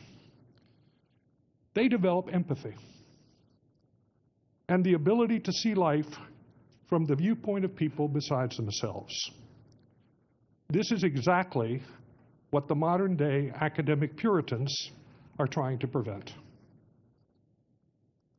They claim books are not being banned, but at least outside of Palm Beach County, some books are not available. They claim that Florida is a state of freedom, but I would ask, freedom for whom? The curriculum in the Palm Beach County schools must reflect the totality of the American experience, not some version which has been sanitized, whitewashed, and filled with false equivalencies. How does a teacher know in advance whether students may feel uncomfortable when they learn the whole truth about immigration, slavery, or the Holocaust? The only way to guarantee that no one is upset is to omit the topics. While this board and administration must comply with state laws, we can give teachers interpretations of these laws in layman's language so they comply but do not engage in additional self-censorship. I urge the Palm Beach County schools to do this to minimize confusion and fear. No one has a right to use their teaching or administrative positions to inculcate students politically. But one form of indoctrination is to promote the omission of facts which may not fit your worldview. That is not education. Likewise, any suggestion of indoctrination must come with solid proof and not just allegations that Florida teachers are abusing their roles. I see no study indicating that this is the case. The Hispanic Education Coalition is deeply concerned that the curriculum is being constrained. Teachers and administrators also feel constrained, but they must consider job security before speaking out. So I will do it for them. But silence is acquiescence, and students who go through a sanitized curriculum will not know it until it's done. Thank you.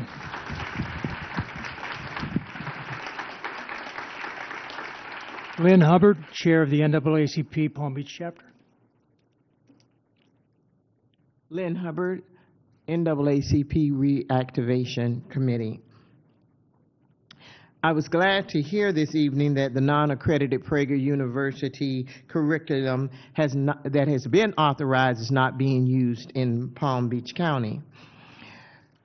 The fact that that information is attempting to be used in any part of the state shows us that it is being tested to be a part of the education curriculum throughout our country. The blatant distortions of the truth that has started to make a whirlwind in our educational systems, we will have to pay close attention to them.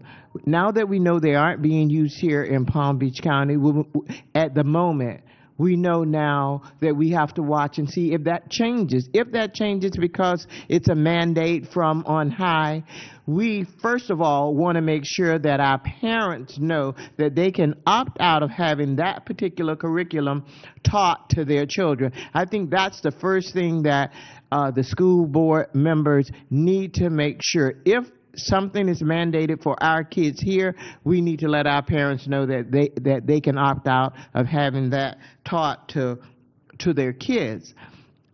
The history, for example, one of the things that they're saying is that Frederick Douglass compromised slavery for the building of America. He knew it was bad, but he said that, hey, he would compromise that for the building of great America. We know that Frederick Douglass was a great abolitionist, and that he said that in his speech, what is slavery? What is July 4th to slaves? He merely was trying to make a point that at a time like that, the scorching irony, not convincing argument is what was needed. So there's no way that he could have been stating that slavery was good for America. He said had he had the ability and could reach the nation's ear, he would pour out a fiery stream of biting ridicule, blasting reproach, withering sarcasm, and stern rebuke. Now, when we know that we have access to the valuable writings of Frederick Douglass, we cannot sit blindly as we can with any other piece of history and say, let's look at it from another lens. There's only one lens to look at it from, and that is the true facts of the matter. And the fact of the matter is that we won't and we can't sit by. We must let our community know that as community organizations, we have band together and we will continue to come out and make certain that the truth of the matter is always told. This meets the standard. This teaching meets the standard, so teachers can continue to teach this. It meets the standard SS6A AA 2.8. This is a middle school social studies standard, and it describes significant contribution made by key figures during Reconstruction. So I say that to say to the teachers, you have the tools, the information's available, and it needs to be accessible to continue to teach our children true history so that they can know their worth, where they came from, and where they have the ability to go. Thank you. Lynn Hubbard. Thank you. Black facts, not fiction. All right, that'll take us to agenda topic speakers. We have three. Please come up to the microphone closest to you. Remember, you have 3 minutes to speak. Jen Showalter, John Guerin, and Donald Pearson.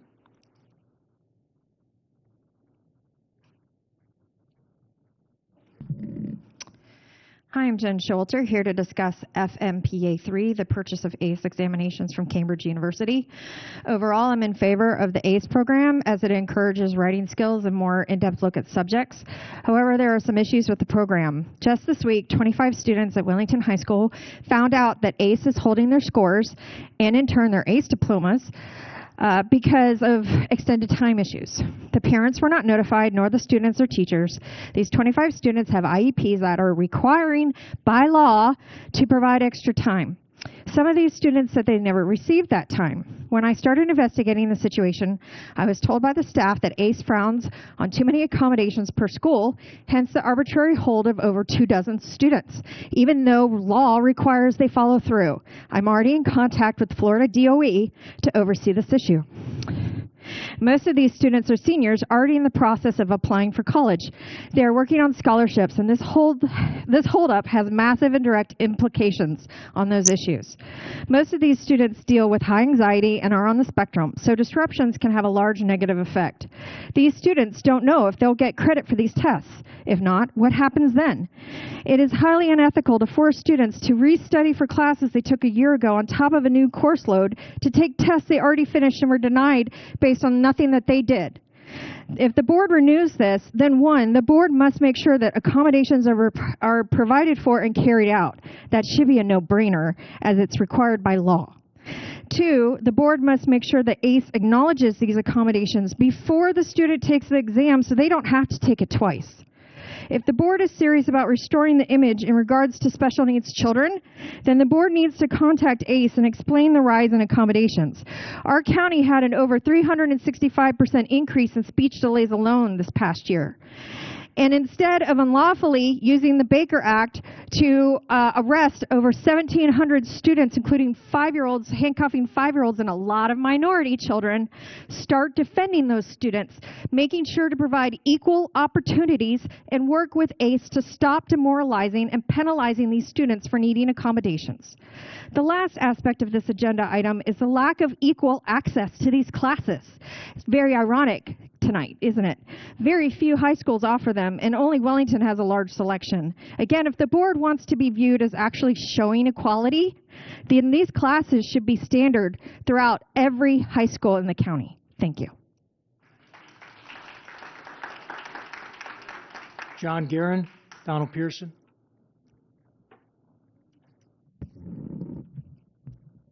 Yeah, my name is John Guerin. I'm here to speak on 2 agenda items.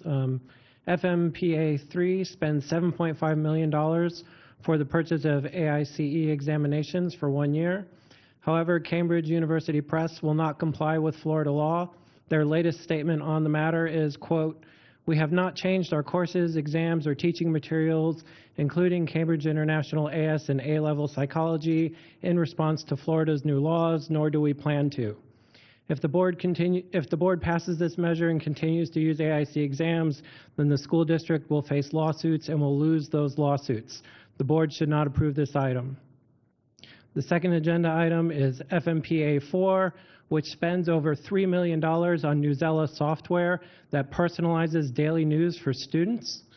This shares all data on students with Newsela and the school district, so they will track what articles students are reading. It also shares the teacher and classmate information as well, so Newsela and the school district will know which articles students all in the same classroom are reading. Moreover, Newsela sells advertising and collects personal data on students in order to sell ads. This is a gross violation of student privacy, and there is no need to collect this information in the first place. The board should not approve this item. Thank you. Donald Pearson.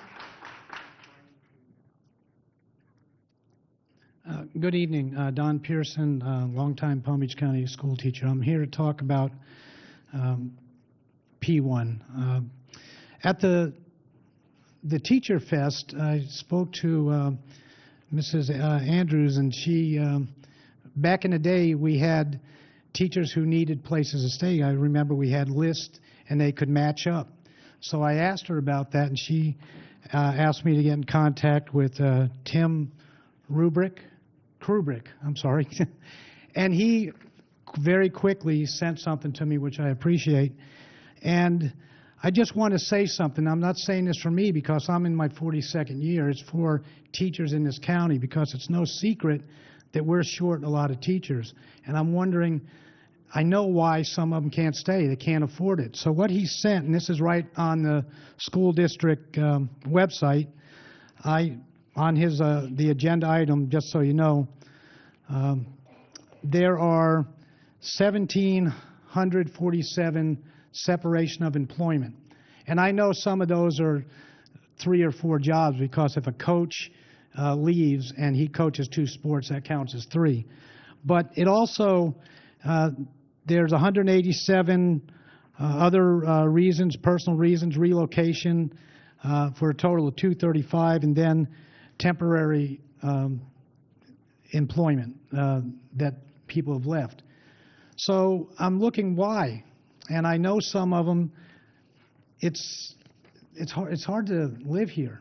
So what Tim sent me, this is right off the website, says to provide the workforce in Palm Beach County the opportunity to purchase homes at below market prices, payments and closing cost assistance is available. And I said, well, that's pretty good. Well, they give 4 incomes. Low income, this is what the county says, 58,000 to 78,000 is low income. Moderate is 78 to 98. Moderate 2 is 98 to 117, and middle class income is 117 to 137. There's about a handful of teachers that make that, right in that range. But I just looked on the other website, Zillow, again right off the website, and I said they had a little calculator. If you make $60,000 and you have just bills of only $1,407, it says you can afford a house for $40,000. If you make $60,000 and you have no debt, you can afford a house of $265,000. If you make $70,000 with $1,400 in debt, you can afford a $131,000 home.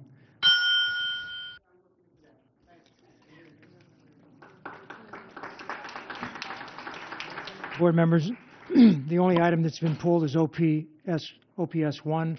Is there any other items you'd like to pull at this time? Seeing none, we need a motion to approve the consent agenda. I'm sorry, approve the consent agenda. Motion by Mrs. Andrews, seconded by Mr. Ferguson. Any discussion? All in favor? Opposed? Motion carries 7-0. That will take us to new business. Superintendent, the only item under, there's 2, OPS 1. Yes.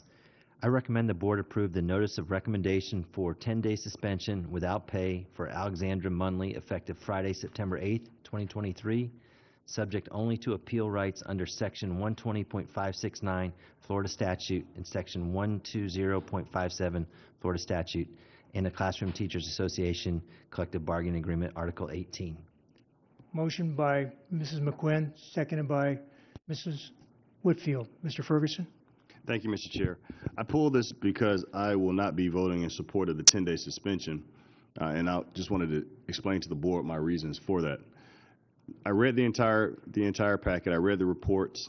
I read the statement provided by the teacher at Wellington Landings. I read the student statements, and then I also looked at the video. My concern is that, and we had not really a similar situation, but we had a situation where a principal at Lake Worth Middle got into a verbal spat with an adult after school hours in the rear of the campus and made used the N-word, and we stated, well, basically because he said it outside of the purview of children and it was after hours, okay, fine, a 10-day suspension is reasonable. But in this particular case, looking at the video, this person used the word clearly in the presence of students. And I have real trouble with just the 10-day suspension. So I understand from speaking to General Counsel that if we were to not support the 10-day suspension, essentially the case would have to go back through the review process and maybe in a more substantial suspension would occur, maybe even termination. But I guess I want to kind of pause there because counsel told me kind of just stick to the packet itself and not really opine on things outside of the four corners, if you will. But again, just in looking at the video, reading the teacher's statement several times to see whether I missed something, it's a real problem here. And I don't think that a 10-day suspension is an adequate and reasonable, essentially, sanction for somebody uttering the N-word during school hours in the front of children. I mean, being a teacher is a privilege and an honor.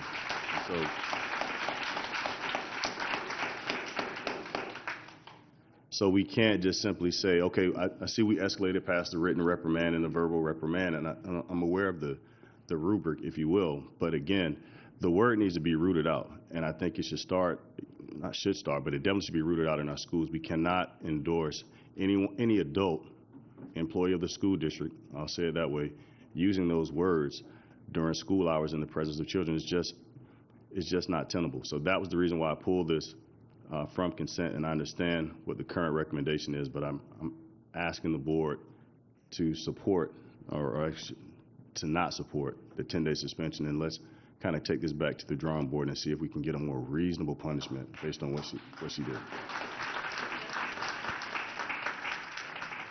Other comments from the board? Seeing none, we'll take a vote. All in favor of the superintendent's recommendation? Opposed? Motion carries 6-1. E2, yep. I recommend the school board approve the personnel addendum as submitted. Motion by Mrs. Andrews, seconded by Vice Chairwoman Brill. Any discussion? All in favor? Opposed? Motion carries 7-0.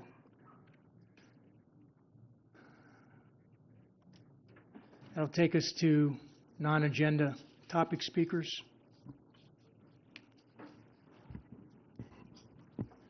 We'll start with the first three names I have on the list. Please come up. Remember, you have 3 minutes, and please state your name. John Jarvis, Brother Carl Muhammad, Ezekiel Edmonds.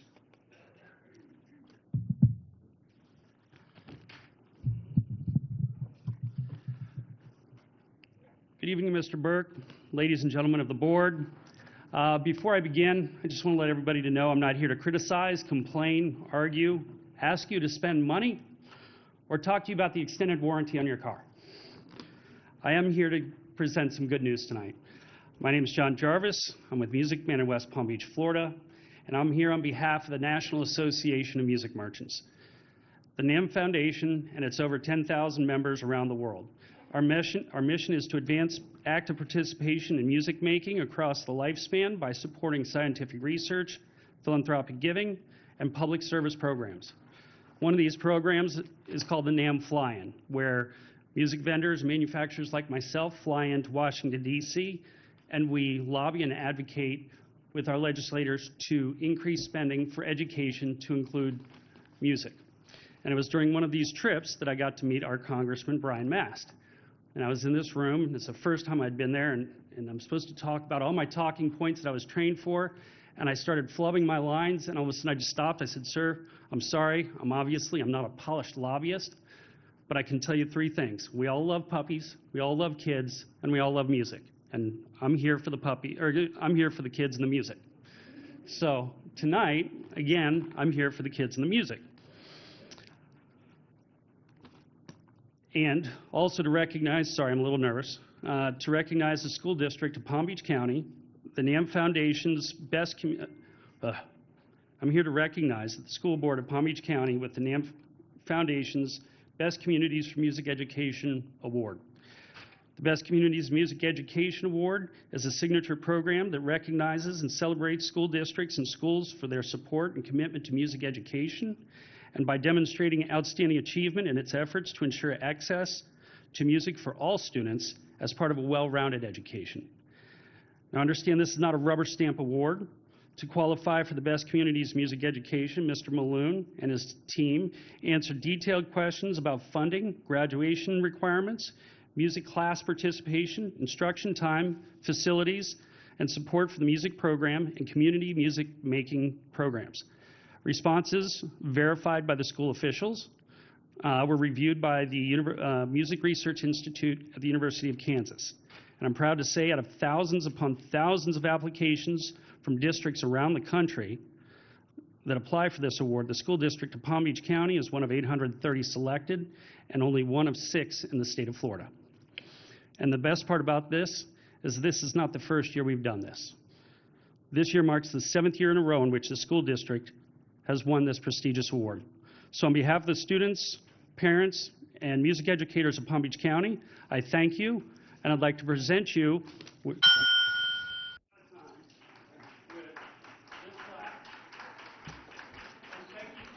Thank you. Sorry. Kar Mohammed.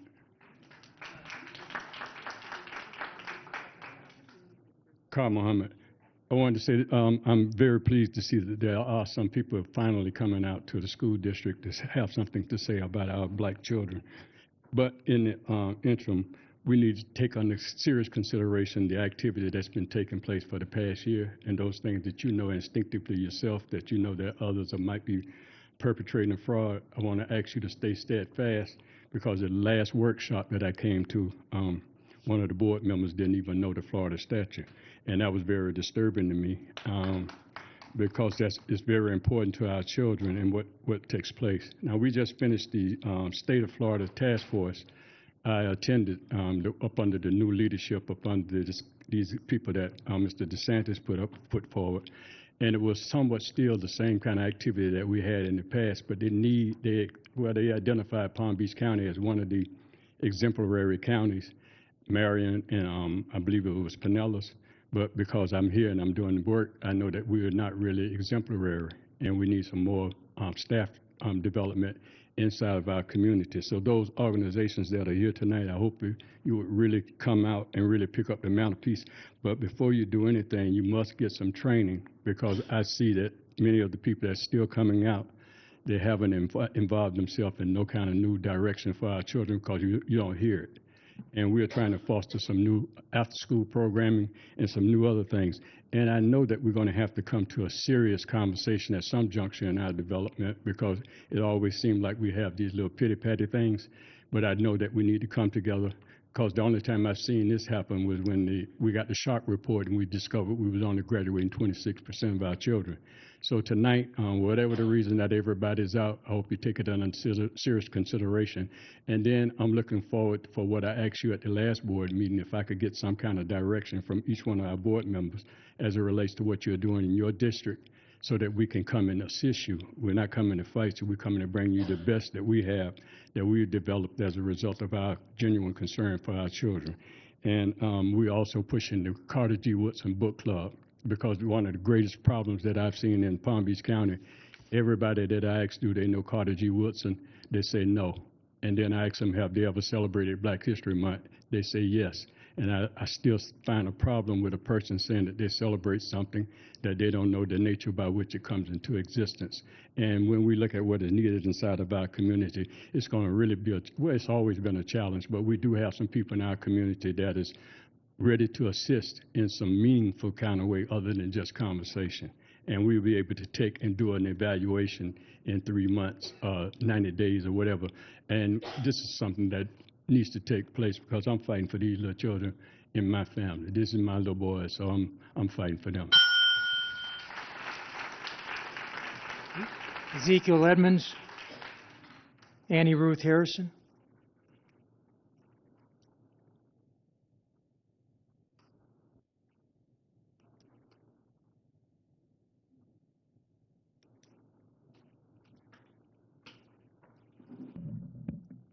Go ahead, ma'am.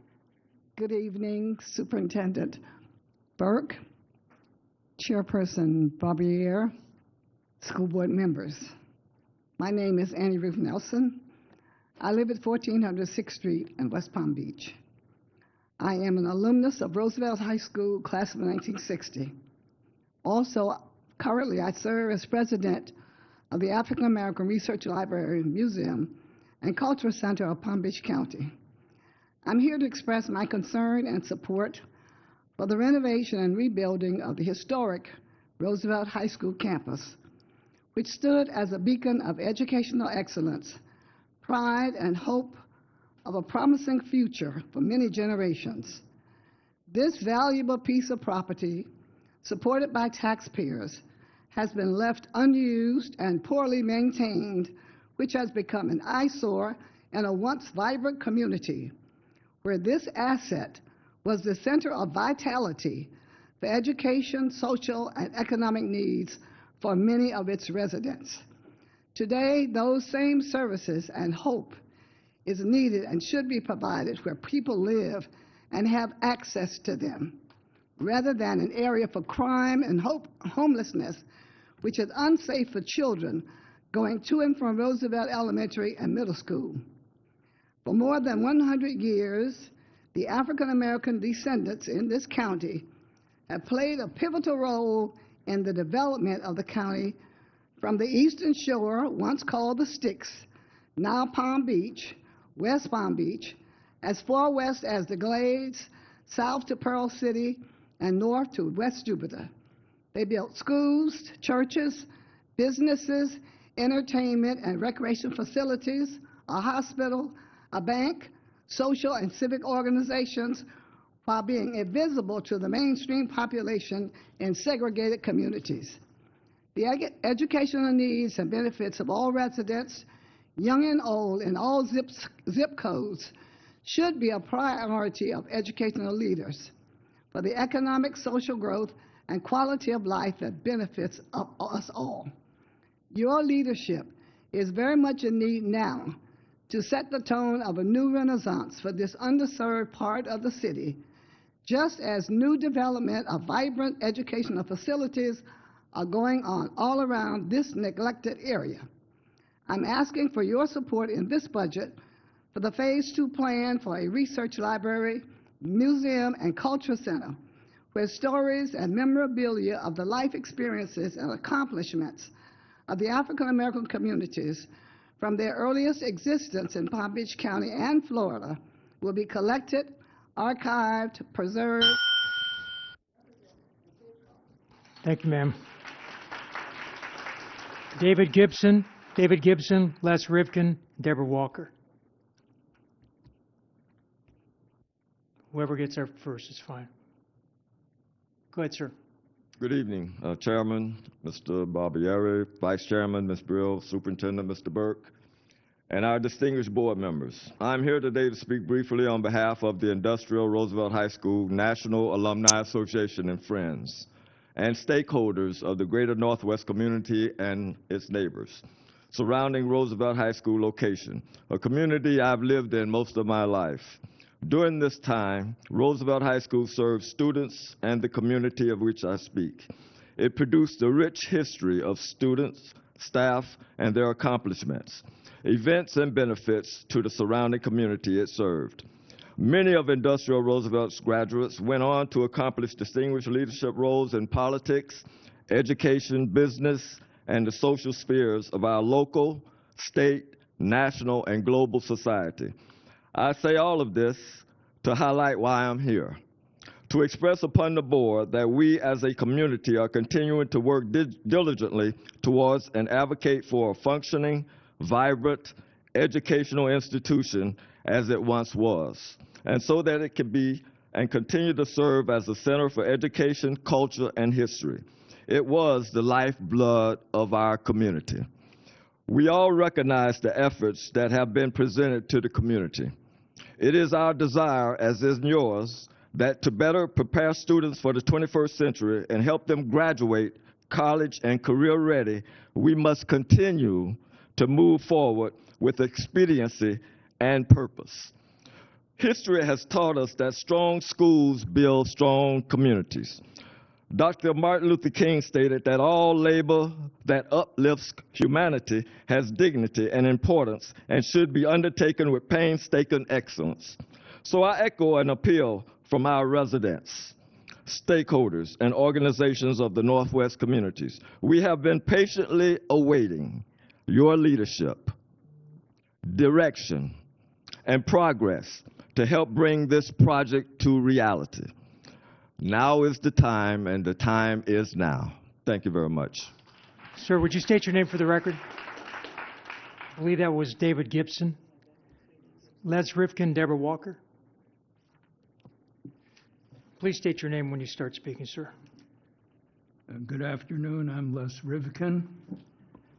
I'm representing the African American Culture Club of Century Village and my 6 black daughters, one of which is married to a woman, and 8 black and 2 Latina grandchildren, 2 of which are gay. I'm here to say I'm sorry. Sorry that your educators are subject to being controlled by a neo-Nazi white supremacist dictatorial government.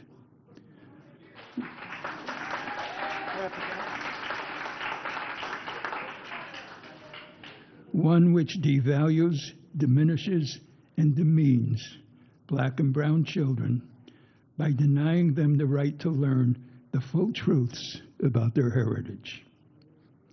One which attempts to continue Jim Crow by being emotionally abusive, revisionist, and dismissive. My grandchildren are descendants of an African king who always had free citizens in his kingdom. They are aware that their grandmother and I were denied accommodation in Washington, D.C.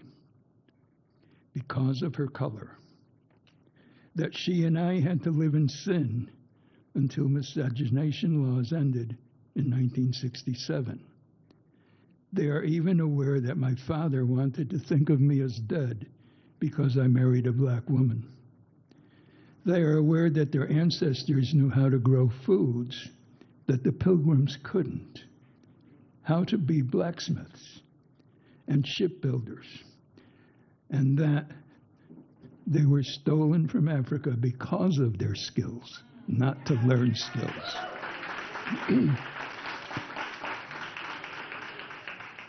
Because they were taught at home the whole truth, they were able to develop a positive sense of self-worth, a self-concept that said they were as equal to others and could be as successful to others.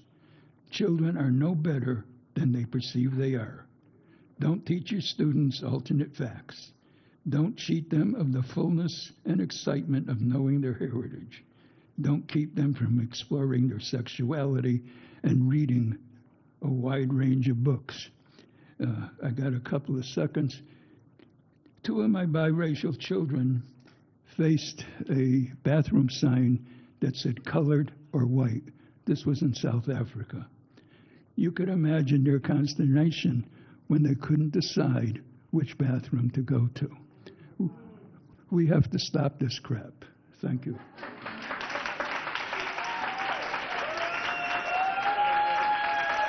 Deborah Walker.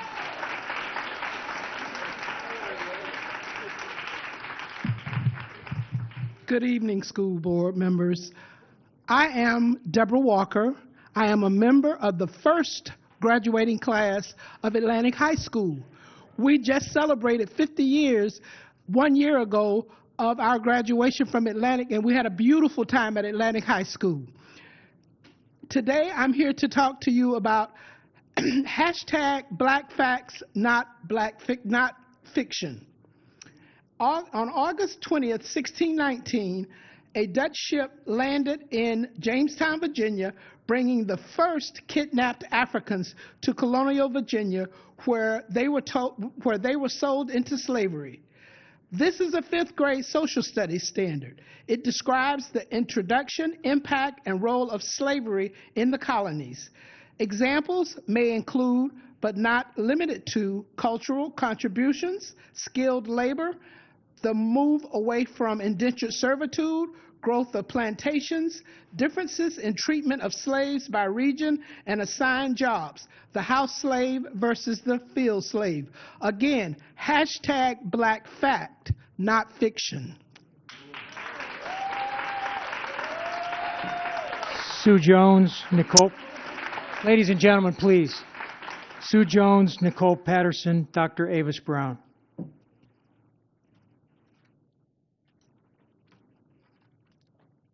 Good evening to the Mr. Chairman and members of the board.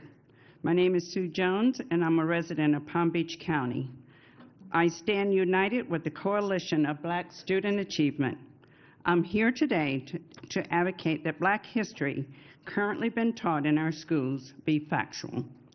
I believe by teaching the facts and not fiction of Black stories, we can shine the spotlight on those who have made a difference in our culture and our history.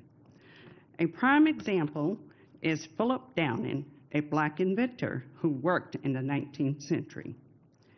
Have you ever dropped a letter in the big blue U.S. mailbox? There's a few outside of the main post office a few blocks away on Summit. Then think Philip Downing. His idea of the box with a hinge opening that prevented rain or snow from entering the box and damaging the mail was patented in 1891. Prior to that, you had to go to the post office to mail a letter. Downing's invention would instead allow the drop-off of near one's own home with easy pickup by letter carrier. In addition, Phillips Downing created another helpful piece of engineering. On June 17, 1890, the United States Patent Office approved railway switches. This patent was given to him because his invention created a safety net for railroad engineers by allowing them to use a brass arm located next to the brake handle on the platform of the railroad car to switch railway lines. It also allowed the switches to be changed automatically in some cases. These facts align with standards SS.912.A.1.7, which states, describe various social culture aspects of American lives, includes art, artifacts, literature, education, and publications. This standard is included in many subjects, including law studies. Teach Black facts, not fiction. Thank you, Mr.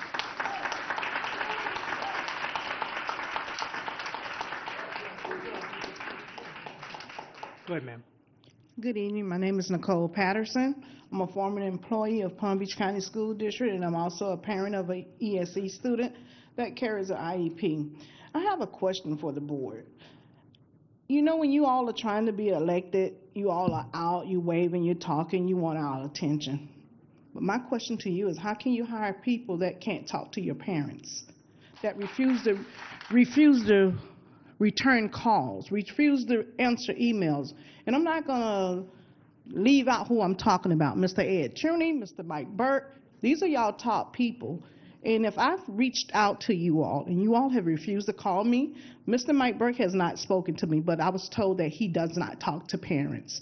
I have a son that has been accused of things. I opened a professional standard investigation for school year 21-22 year. Still waiting on Mr. Fred to get back with me with the findings. Have not heard anything, quote unquote, Palm Beach Central. Okay? IEPs not being followed, exams not being given. This last year, 22-23 year, Miss Valerie Haynes, Miss Weltzel, just gave my son his final exams for first semester, second semester. But the kid that he is, yes, he has some behavior issues. He aced his test. He went into 12th grade with 21.5 credits, graduating in December, waiting to walk. But that doesn't resolve the problem that I've reached out to your staff and can't get any calls back. And I'm a parent, I'm a taxpayer. But these are my child. We put our kids in you all hands, but we can't talk to you all. When I worked for the school district, if a parent called, I talked. When a kid is flipping a desk over and you calling a parent, you want an answer. And all I want is an answer. I'm gonna leave this mic with hoping that I get a phone call from Mr. Burke or Mr. Chuney tomorrow.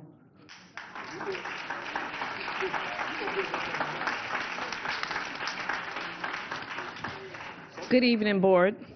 I'm Dr. Avis Bradley Brown. I'm a member of the NAACP Reactivation Committee.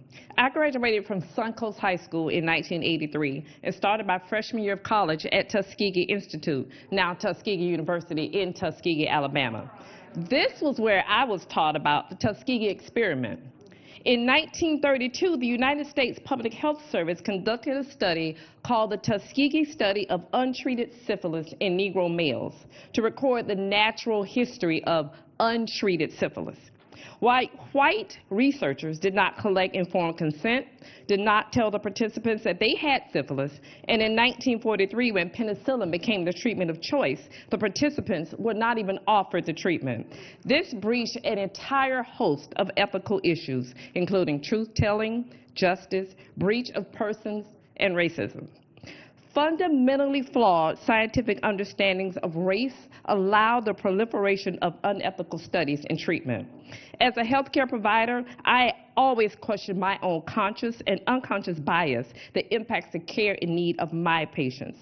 Structural racism and oppression allow studies like Tuskegee to begin and persist for 30 years.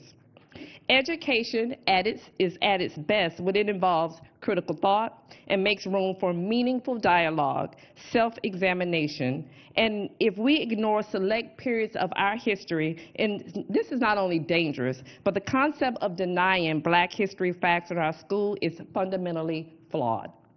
Palm Beach County School Board, you have an opportunity and a responsibility to all children to ensure that they continually hear Black voices, learn Black stories, uplift Black culture, and know Black history so that we do not repeat systemic Black oppression.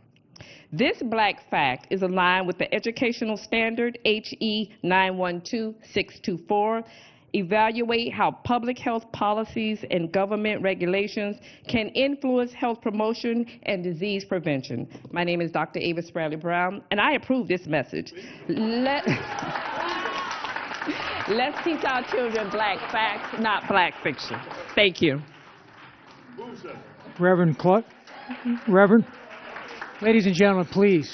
Reverend Claudia Spardley, Curtis Sherrod, Jacqueline Calloway, Pastor Richard Dames, Chuck Ridley.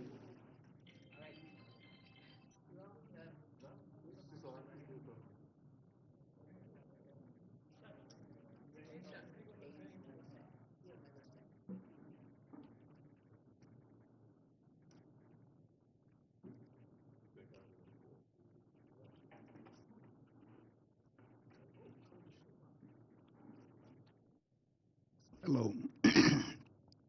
My name is Curtis Sherrod. I'm a member of the Coalition for Black Student Achievement, former teacher here in Palm Beach County, and former raised and sang with y'all about the same thing off and on for the last 20 years. Black fact, not fiction. This is SS5A 4.1 of the Sunshine State Standards. Okay, it's supposed to explain, identify the economic, political, and social cultural motivation for colonial settlement. Fact one, the mortality rate of the earliest English colonies was 5 or 6, 5 out of 6, from 1587 to 1620, meaning they had no idea what they were doing. They called it the starving times. By contrast, in 1634, Matthew de Souza, who was one of only 3 Africans among 200 colonists who arrived to help set up a refuge for English Catholics by Queen Mary under the command of Lord Baltimore. This man was so efficient about what he was doing that he was elected to the Colonial Assembly in 1641. So that means he earned his freedom and impressed people enough to get elected. Okay, so he definitely was brought here because he had certain skills. All right, by 1681, if he was still alive, he couldn't vote or own land in the colony where he once held office. Okay, why? Because John Locke wrote the Charter for Carolina.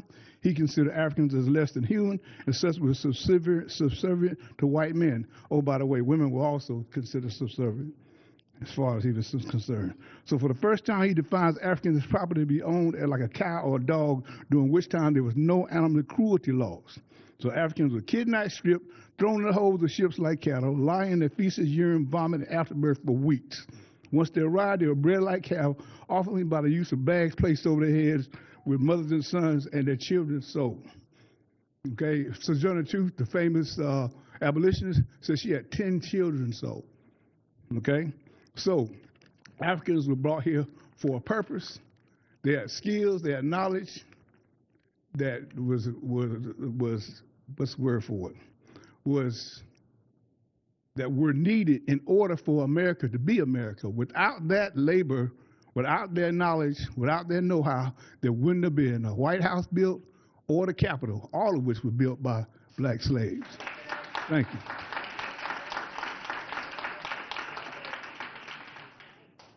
Go ahead, sir. Good. Good evening, everyone. I am Reverend Richard Dames. I'm the senior pastor of Hopewell Missionary Baptist Church in Boynton Beach.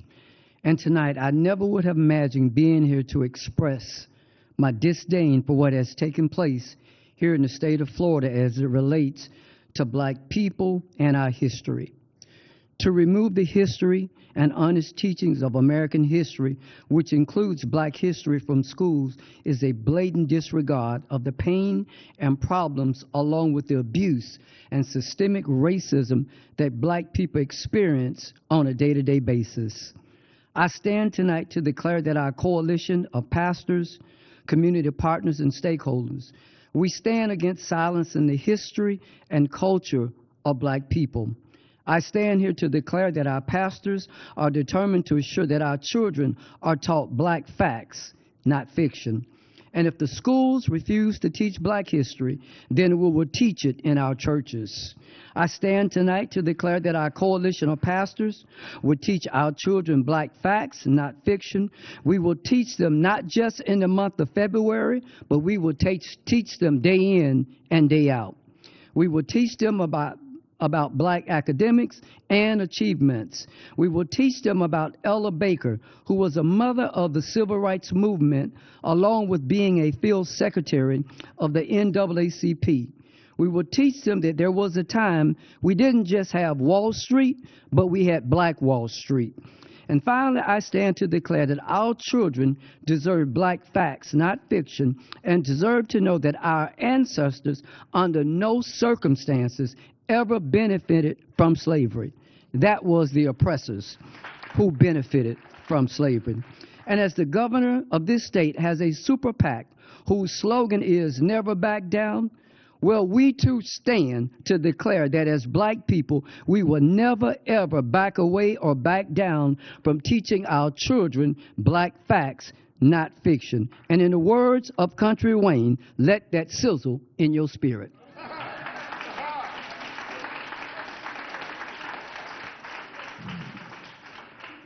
Good afternoon, Superintendent Burke and school board members. My name is Jacqueline Calloway, and I am here to point out that teachers can teach black facts, not fiction, without fear. I'm asking you tonight to be my 5th grade class. And tonight, or to this afternoon, we will be learning how slavery was impacted by sugar in this country. Sugar was called white gold because of the tremendous wealth it generated for the white plantation owners who enslaved Africans. I'd like for you to take notes so that you can do some critical thinking afterwards. Fact one, the production of sugar helped to fuel slavery in America.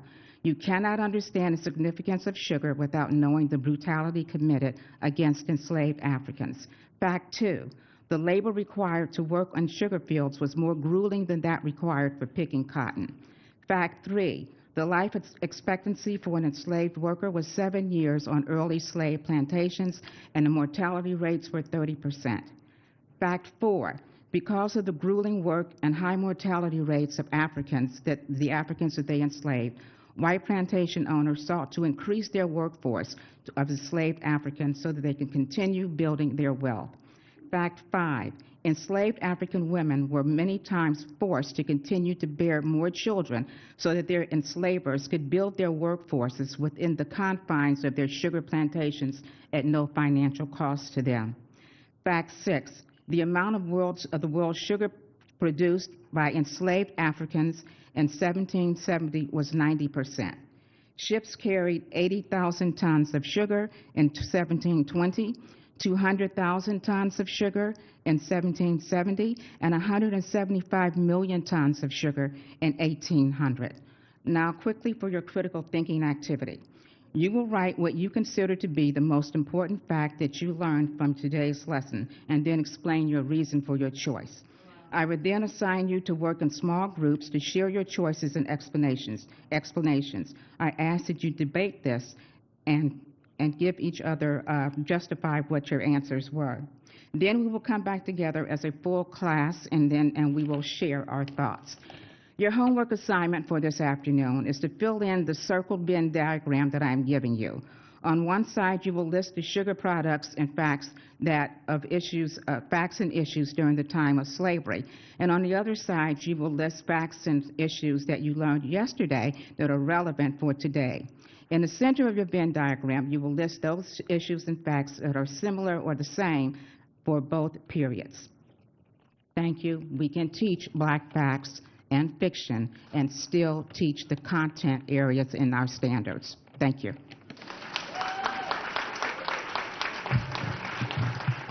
My name is Chuck Ridley. I have the privilege of being the chair of Unify Palm Beach County.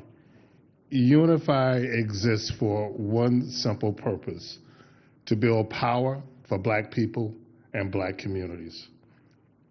Board members, I'm here to speak direct to you about black facts, not fiction. My topic will be the contribution of black elected officials during the Reconstruction period. You see, board members, the reason you get to sit on a dais is because of black facts. It was during the Reconstruction period that those elected understood the importance of an education. It was those black elected officials who was at Congress and state level that started public education in the first place. Why? Because of their love for community and their love for generations to come. So what can you learn from those black elected officials? It's called courage, to speak truth to power in spite of what you hear and see around you.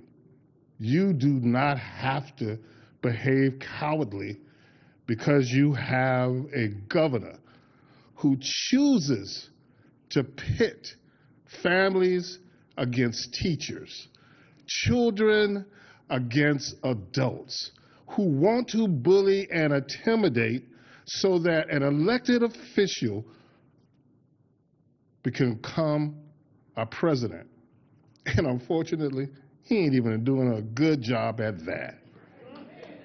So do not forget, or just understand, board members, it was the folk that you see in here who love children and communities that will stand with you against oppressive legislation that come out the state.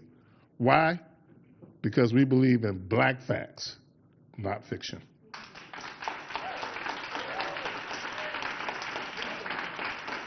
Rory Geller Mohammed, Pranati Kumar, Reginald Cox, Morris Karstarfin.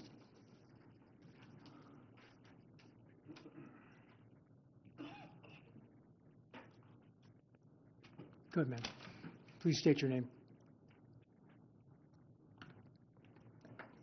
Good evening. My name is Rory Geller Mohammed, and I'm here in support of the Black Facts Not Fiction campaign.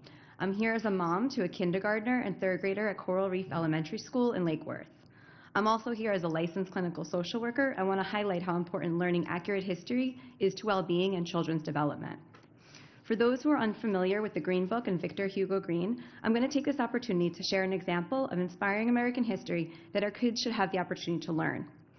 I'm going to read an excerpt from the article, The Real Story of the Green Book, the guide that changed how Black people traveled in America by P.R. Lockhart. In the 1930s, as the spread of automobiles spurred American drivers to take long trips to explore the country, Black drivers who took to America's roads regularly experienced discrimination during their travels. But in 1936, Victor Hugo Green, a Black postal worker, created a guide that would allow African Americans to embrace the adventure and road trips enjoyed by their white counterparts. The result was the Negro Motorist Green Book, the most popular guide for Black travelers for 3 decades. It was produced from the mid-1930s to the mid-1960s. The book offered a roadmap for African Americans navigating roads across the country, showing where Black drivers and their families could eat, find lodgings, and enjoy themselves without the concerns of experiencing racism or humiliation.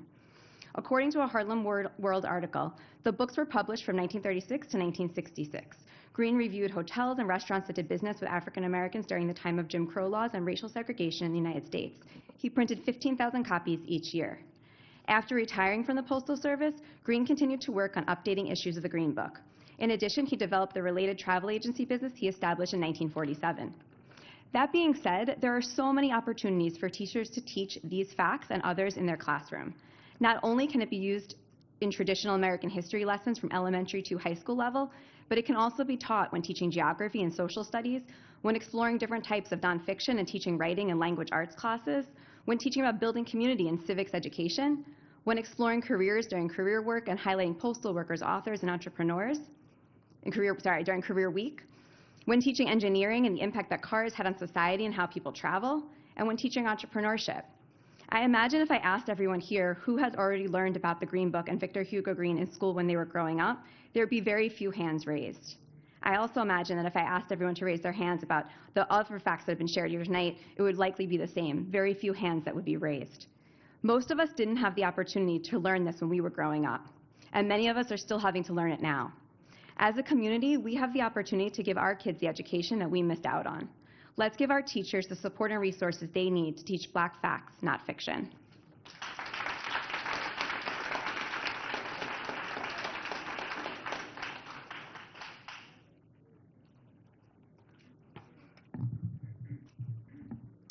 Good afternoon, all. My name is Pranu Kumar, and I am the owner and founder and education leader of Roki's Readery, a social justice-driven children's bookstore and learning center in downtown West Palm.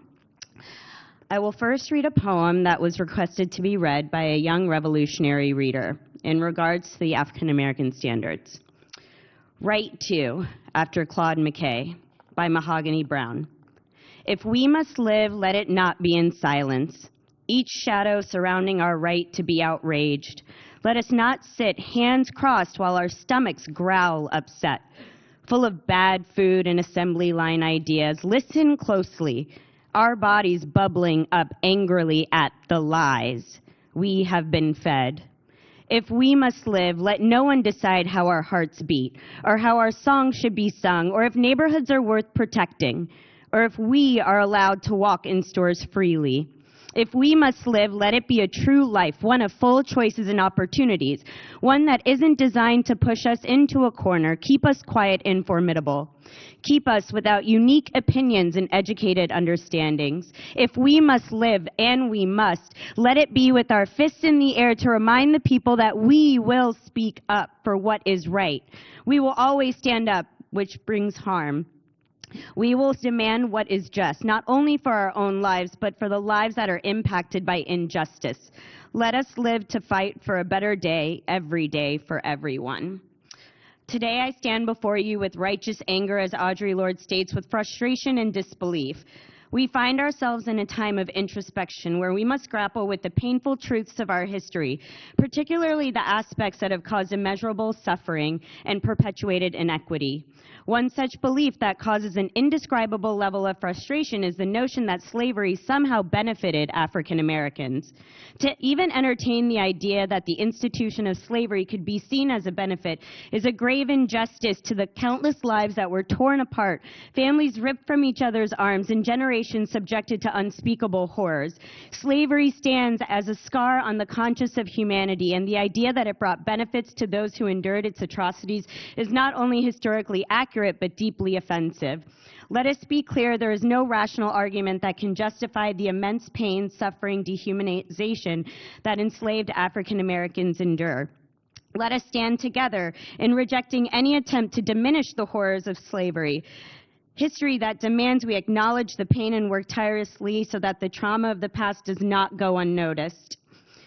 And that still continues to take form in spaces today. I will leave you with a quote by abolitionist Frederick Douglass. Slavery has been fruitful in giving itself names. It has been called the peculiar institution, social system, and the impediment that it...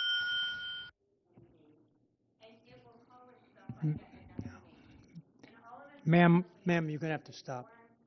Reginald Cox, Morris Karstarfin, Dr. Tony Drayton.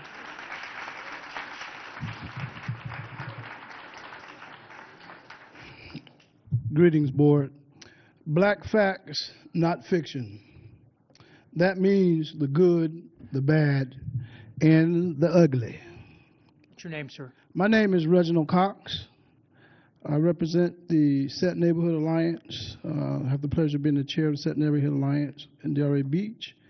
We're a civic organization of 27 subdivided blocks, an area of about 1,000 acres. We focus on civic engagement, resident leadership, development, voting, and voting engagement, community education, and public policy to support the SET and the SET transformation plan. I would like to thank the Coalition of Black Student Achievement. We stand in solidarity with the coalition. Thank you, coalition. Of their Black Facts, Not Fiction campaign.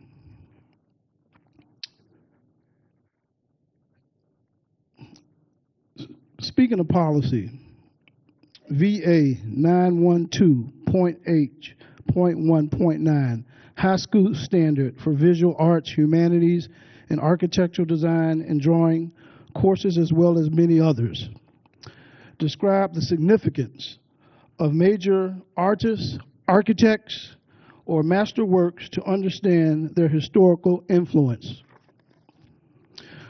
Did you know that the Rosa Parks of architecture is Norma Merrick Slarick? Norma Merrick Slarick is the Rosa Parks of architecture. She was the first African-American female licensed in the state of New York in 1954. There's a scholarship in her name at Harvard University.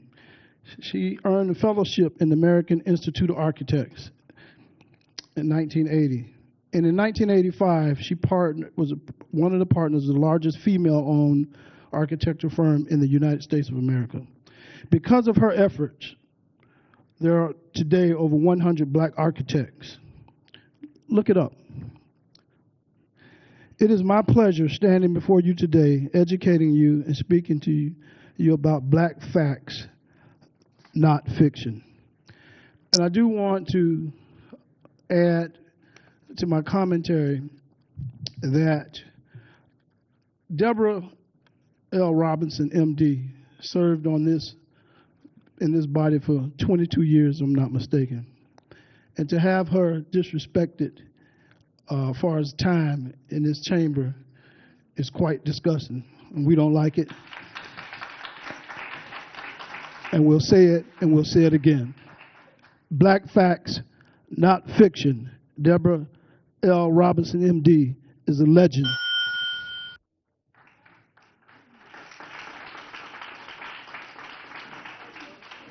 Go ahead, sir. Please state your name. Dr. Tony Drayton, lead pastor, St. James Church, and organizer with Faith in Florida, to this great body. I want to speak as a reminder of why Black history. In the work of the prolific scholar Vincent Harding, there's a river, the Black struggle for freedom in America. Vincent Harding, he postulates that a great Black river surges in opposition to the powerful currents of slavery and racism. This is my river, and for many of us, your river too. This river is immensely representative of our past, our present, and our future. The right metaphor of a river is nothing new to my history nor my faith tradition. It's an awesome place where this river was found. We're only one place in the whole world, and that's on the continent of Africa. We must never forget that. Geographically, in that continent, sometimes called the Dark Continent, where it is postulated that the Enlightenment period never happened, there's no need for enlightenment to come from where it originated, the continent of Africa. I strongly remind us that we're still flowing in that river, and its destination is yet to reach the landfalls of equity, equality, justice, fairness. In the words of Martin Luther King and Howard Thurman, the place that we call the beloved community. We're shackled, we've been shackled, we've been bitten, we've been brutalized, voiceless, victimized by the greatest atrocity that ever happened to us as a people, North American slavery. We can never forget that. Even to the fact our legacy being stolen by the Greeks, Aristotle, Plato, Socrates, from the great libraries on the continent of Egypt, of Africa, and rewritten as their history. Subsequently, I want to lead you with this thought. There's a river, and that river, we flow by grace. In that river, we flow by hope. In that river, we as a people, we must never forget and never forget our lesson that we flow with supreme intellect. We flow with optimal strength. We flow with extreme courage. We flow with a righteous pride. We flow with unparalleled skills that cause us to make it not because of slavery, but in spite of slavery. We flow with beauty. We flow with a Caucasian body like no others. We flow because we have a rich past, we have a rich present, and we have a prodigious future that we never will forget.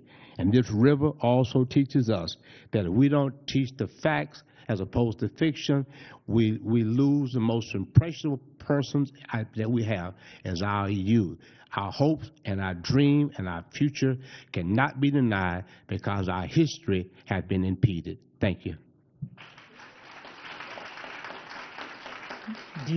Deanna Jo Booker, Pastor Ray Whiteley, Angela McDonald, Lady Goldwire.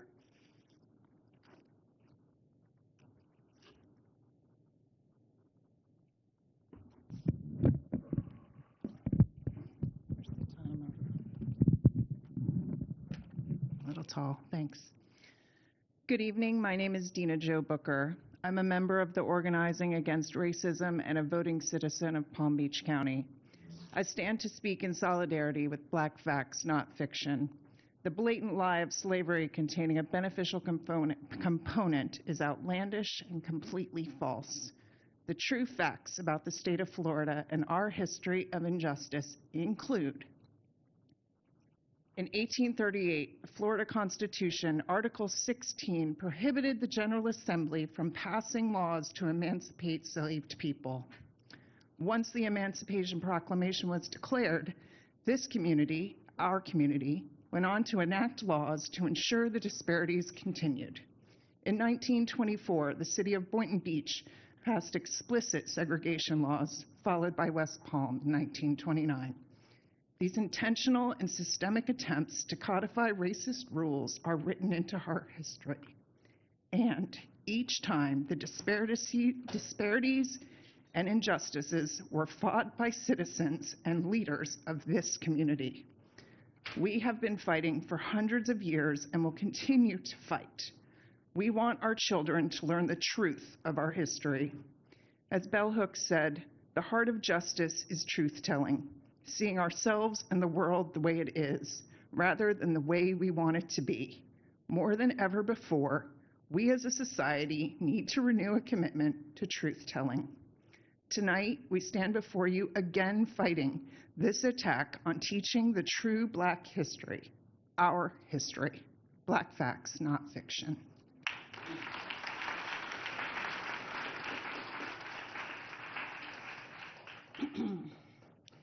Hello, my name is Angela McDonald. I am a community activist for Dixie Manor, which is inside of Pearl City, the historic, it is in a historic neighborhood in Boca Raton. And that is where the Black airmen lived back in World War II, if I'm not correct. But I just want to say, you know, if you do not believe that Black history should be taught in schools, then, you know, you can have your kids come to the church or yourselves and learn a little bit about Black history. But what I wanted to say is that Black facts, not fiction. Course, Personal Finance and Money Management, course 2102371, standard MA.K12MTR.4141. Engaging in discussion that reflects on mathematical thinking of self and others, suggested Black history fact Norman McGee Sr. Norman McGee Sr., an attorney and a real estate dealer, found the first Black-owned brokerage firm to be licensed by a National Association of Security Dealers, helping to pave the way for, for more Black African Americans to start financial businesses. The client of McGee's and Company, which was established in 1952, were primarily Black and were encouraged to gain a stronger foothold in the economy through stock investments. McGee created a mutual fund in 1966, Everyman Fund, which was focused on investing in blue chip stocks. FIA voiced by Christian Hyde. Course Access Economics with Financial Literacy. Course 7921022, standard MAK12MTR71, applied mathematics to real world context, subject Black history fact, the Black and white wealth gap. Thank you. Sir, before you start, we need to get a motion, because at this point, board policy requires us to stop and take board discussion items. But rather than hold all of you up, I'm going to ask one of the board members to make a motion to suspend that. Motion by Vice Chairwoman Brill, seconded by Mrs. Andrews. So if you vote in favor of this, we'll take the board discussion items after everybody that's here speaks. We'll do it at the end. All right? All in favor? Opposed? Motion carries 7-0. Go ahead, sir. State your name. Go ahead. Good evening. My name is Pastor Ray Whiteley, and I am an organizer from Faith in Florida.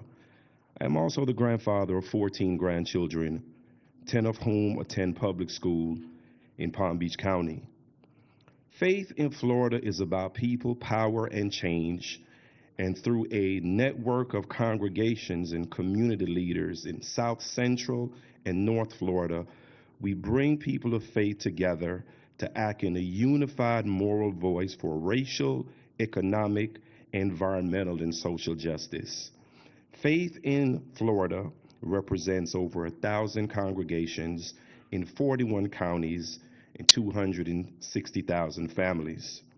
In the wake of our recent press conference on July 26, 2023, we are thrilled to be able to collaborate with the Coalition for Black Student Achievement and the great Dr. Deborah Robinson, and demonstrate our commitment to fostering an educational environment that teaches all children the truth of our history. As a society, we must recognize the significance of accurate portrayal of history, and it shapes our understanding of past and influences our future. By misrepresenting African American history, we deny ourselves the opportunity to understand the true essence of our nation's past. We must acknowledge the contributions of African Americans to the fabric of our society, and their struggles and achievements have played a pivotal role in shaping our nation's identity. By misrepresenting these achievements and struggles, we perpetuate a narrative that undermines their intellectual prowess and innovation. By misrepresenting African American history, we fail to acknowledge the systemic racism and discrimination that persists today. Understanding the historical context is crucial in addressing these issues and working towards liberty and justice for all. Teach Black facts, not fiction.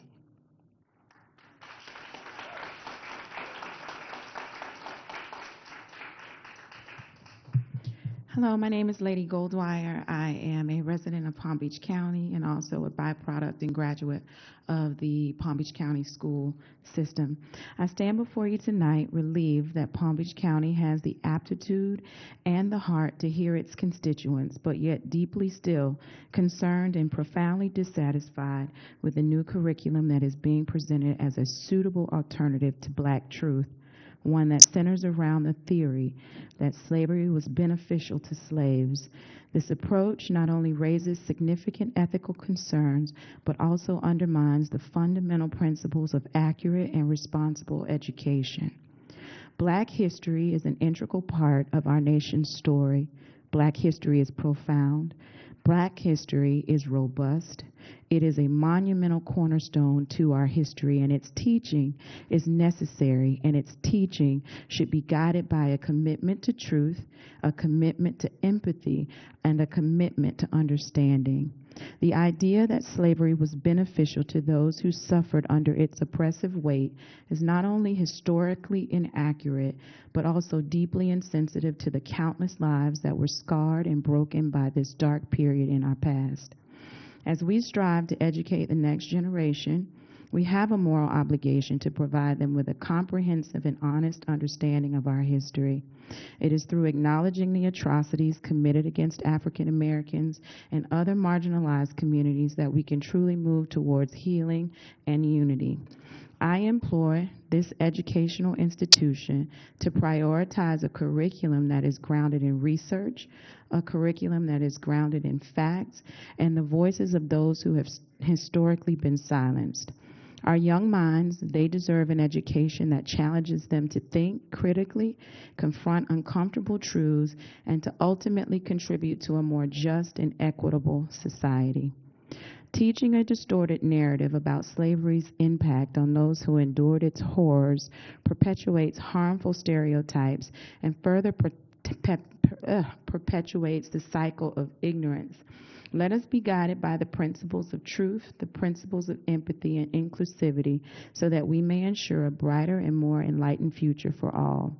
If we are truly committed to teaching truth, we have to make a conscious effort to ensure that the truth isn't sandwiched in lies. I just want to add to that and say thank you all for starting out the meeting, acknowledging that you guys are ahead of this and that you are committed to ensuring that you make considerable consideration for where we are and how we feel. We saw what this looked like when there were some situations with other populations within the community and they came together, and we're here together saying we don't want a curriculum that is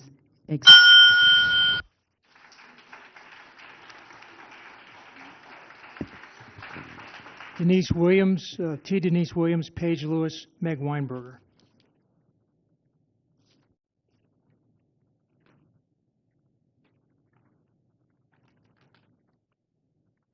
Good evening, everyone. My name is Denise Williams, and I am the president of the West Palm Beach Alumni Chapter of Delta Sigma Theta Sorority Incorporated, and we have a statement on the African American History Curriculum. Since its founding in 1913, Delta Sigma Theta Sorority Incorporated has clearly distinguished itself as a public service organization that boldly confronts the challenges of African Americans, the diaspora, and all Americans.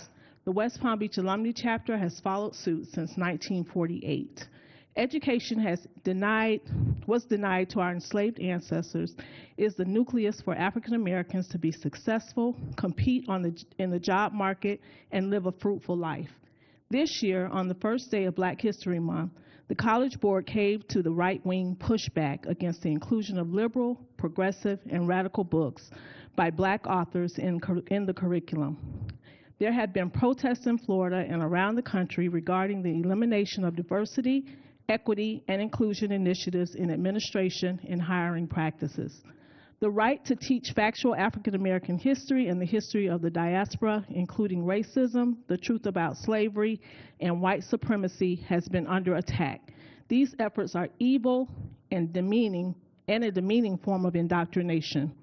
African American studies and the history of the diaspora should not frighten you into supporting a plan to whitewash this important history and present a revisionist curriculum.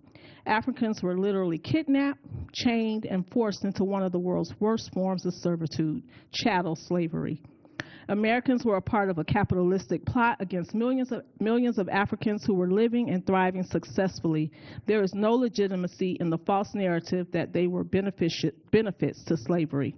The Africans were kings and queens from the cradle of civilization where life began.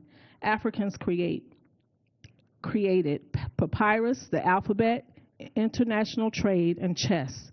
They were shipbuilders and navigators who explored the world. They created classical kingdoms that continue to awe those who study them. They accrued massive amounts of wealth, and their continent is the only place to have every natural resource in the world. Africans were masters of mathematics, writing, language, and science.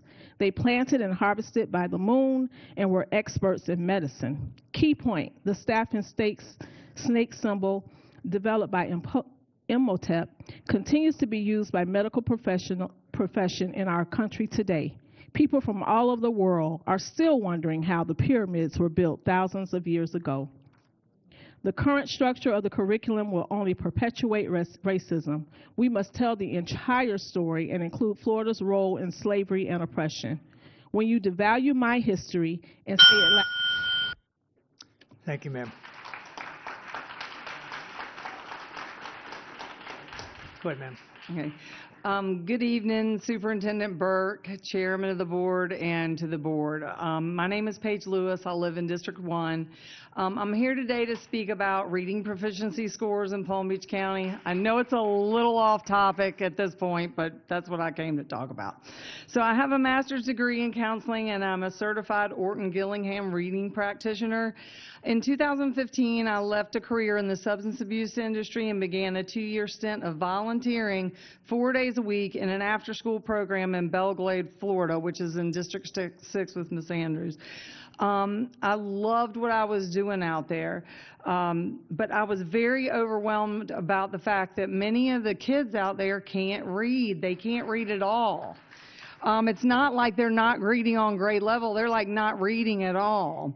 So after volunteering for 2 years and assisting students in 2nd and 3rd grade out there with reading and homework, I was able to secure a job serving the kids at Tamarin Avenue. I work on Australian Avenue in an after-school program. I thought that once I came over to the coast, maybe there were more resources and the kids would, be a little bit more proficient in reading. That was not the case. So all of this, the public schools fed into our after-school program. So I'm very familiar with many schools and also in District 7, which is Mr.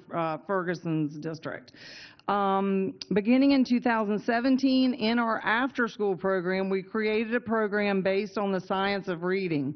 I became an Orton-Gillingham a certified reading instructor, and we took kids from roughly around 16% at the beginning of the year over a period of time to 67%. Now, 67%, it sounds bad, but I mean, we made a lot of gains. And that's just in an after-school program with 1 hour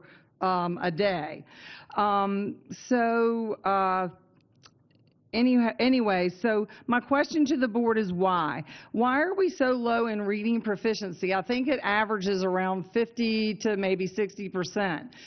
That's a problem because we're always talking about being an A-rated school district, and I understand that that's based on graduation rates, which I actually can't figure out those graduation rates. I looked in the budget, and it has a lot of smoke and mirrors about what that actually means.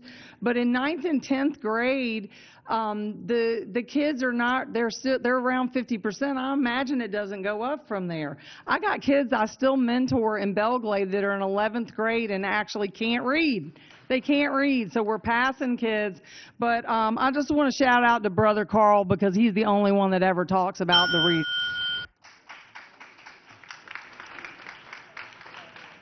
Go ahead, ma'am. Good evening, Superintendent, board members, and chairs. Famed basketball coach John Wooden said, "Nothing will work unless you do." I take these words to heart. My name is Meg Weinberger. I'm a community volunteer and a mother. I truly believe it takes hard work to make a difference. You on this board know this to be true, as do our hardworking teachers in our district committed to helping our children succeed. You are both vital to the success of our children. An important component to students' achievement is engaged, empowered parents. There's no greater advocate for a child's well-being than the parents. I ask the school board to always endeavor to protect the role of the parents, decisions that affect our children. Thank you for welcoming us a seat at the table. When it comes to healthcare, education decisions, nothing should stand between a child and their parent. Thank you for working hard to make parents informed and involved and always given a say directing to the educational rights of their children. Appreciate it. Jen Showalter, Jim Taylor, Daniel Hudsteth.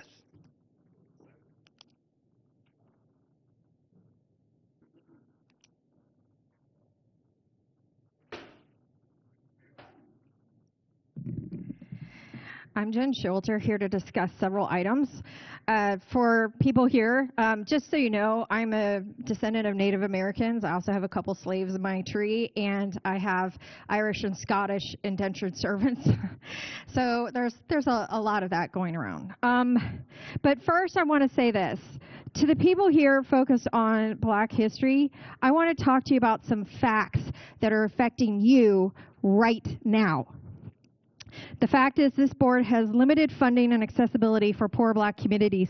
I know because I sat on the steps of moms' houses in South Bay and in the Muck listening to their stories about how their kids cannot read and that they have no broken equipment and complete lack of funding, no reading help at all. Another fact is that this board was fined $440,000 and was found by the court to have unlawfully Baker acted almost 1,700 children, most of which were special needs and Black young children, and included handcuffing 5-year-old Black kids. So if you want to talk about equality, let's talk about what they're actually doing to your kids right now. Second issue is the lack of bus stops. They said it was a nice, easy opening.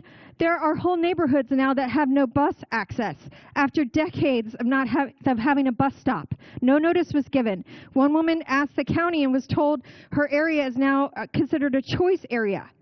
But the boundaries hadn't changed. So just be upfront. You have a bus driver shortage. The third issue is severely shortened lunch periods, K through 12 countywide. Parents are stating their kids don't have time to eat most of their lunch. Some even said by the time they get through the lunch line, the lunch break is over and they can't take their food with them. That would be classified as child neglect. The last item tonight is the violations of state laws, including the Parental Rights Act. You cannot violate state law and cherry pick what you will and will not follow. How do you expect the kids to follow the rules at school if you're setting that example? You have to follow the laws and then work within the law to fix it, not just arbitrarily deny it. We expect our children at school to do that. You must follow that same principle. Thank you.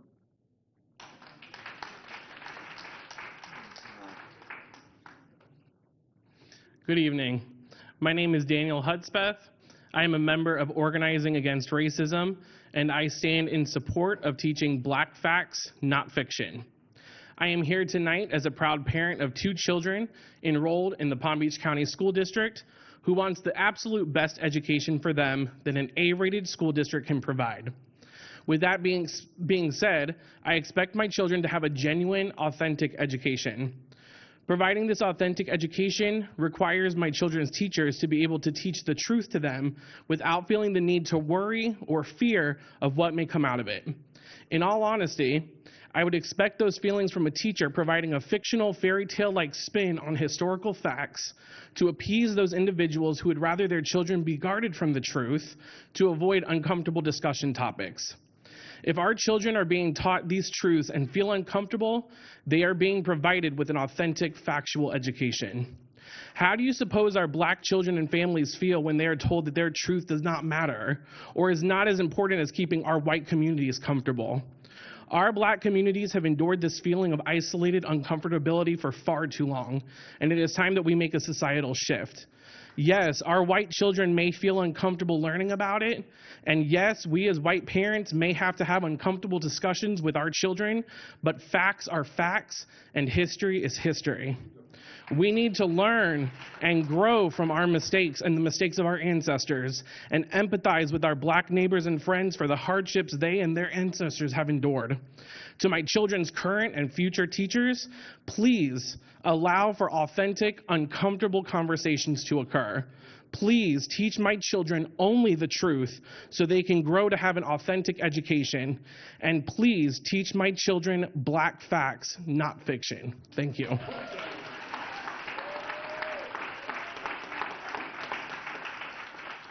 Kim Taylor, Anita Winkus, Kimberly Spiro.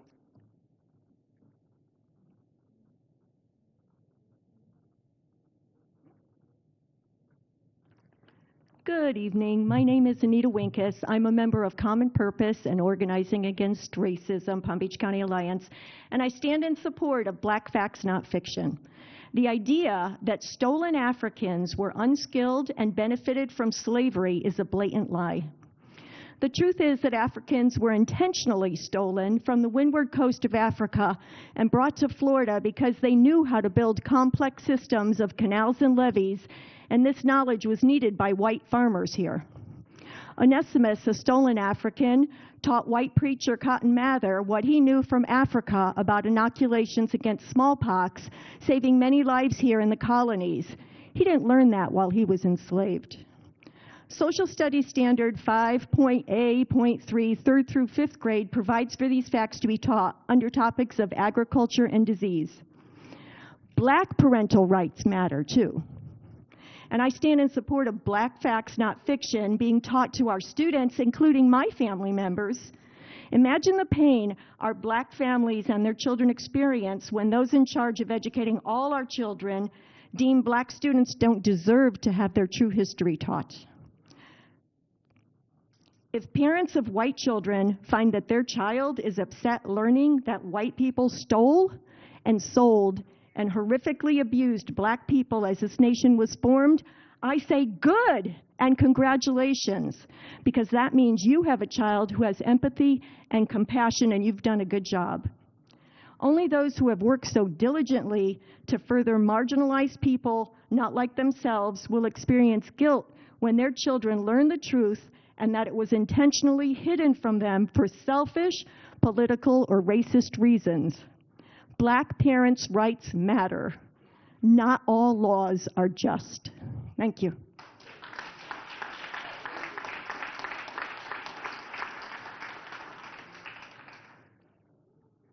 Jane Tierney, Greta Britt, Erica Esch. Waiting for Anita, sorry. Good evening. My name is Kimberly Spire O. I am a special education attorney. I am co-president of the Democratic Disability Caucus of Palm Beach County, and I'm a member of Common Purpose. Thank you for allowing me to speak about Black facts, not fiction. The disability rights movement was inspired and supported by Black civil rights figures, some with disabilities, and others who had an inclusive approach to their advocacy and intersectionality. These leaders included Harriet Tubman, Marian Wright Edelman, Fannie Lou Hamer, Harry Belafonte, Brad Lomax, Maya Angelou, Joyce Jackson, Muhammad Ali, Audre Lorde, Simone Biles, Lois Curtis, and Johnny Lacey. Hopefully you recognize some of those names, at least some of those names. Our children deserve to know them too. In order to be informed and effective adults, our children need an inclusive and comprehensive education. Excluding whole areas of factual curriculum and replacing it with laughably inaccurate snippets will harm our children and put them at a disadvantage compared to students in other states who benefit from a complete and accurate history curriculum. And I'm going to add a quote that is directed to the leaders of our state. "The sin which is unpardonable is knowingly and willfully to reject truth, to fear knowledge, lest that knowledge pander not to thy prejudices." That was Aleister Crowley. Thank you.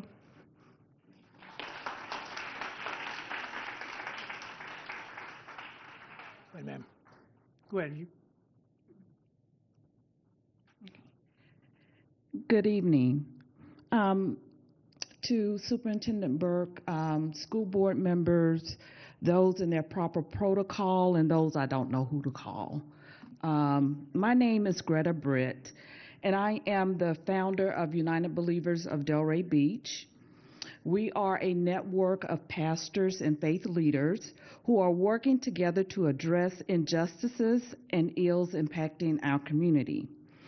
So I'm asking that the board will grant the same level of compassion to this community here tonight that was granted to the community that came out against your equity statement. So I am here this evening to address the injustice and unrighteous act of miseducating our students on the African and African American history. John chapter 8, verse 32 says, "Then ye will know the truth, and the truth will set you free." It is my prayer that someone will be set free here today with the truth of Black facts and not fiction.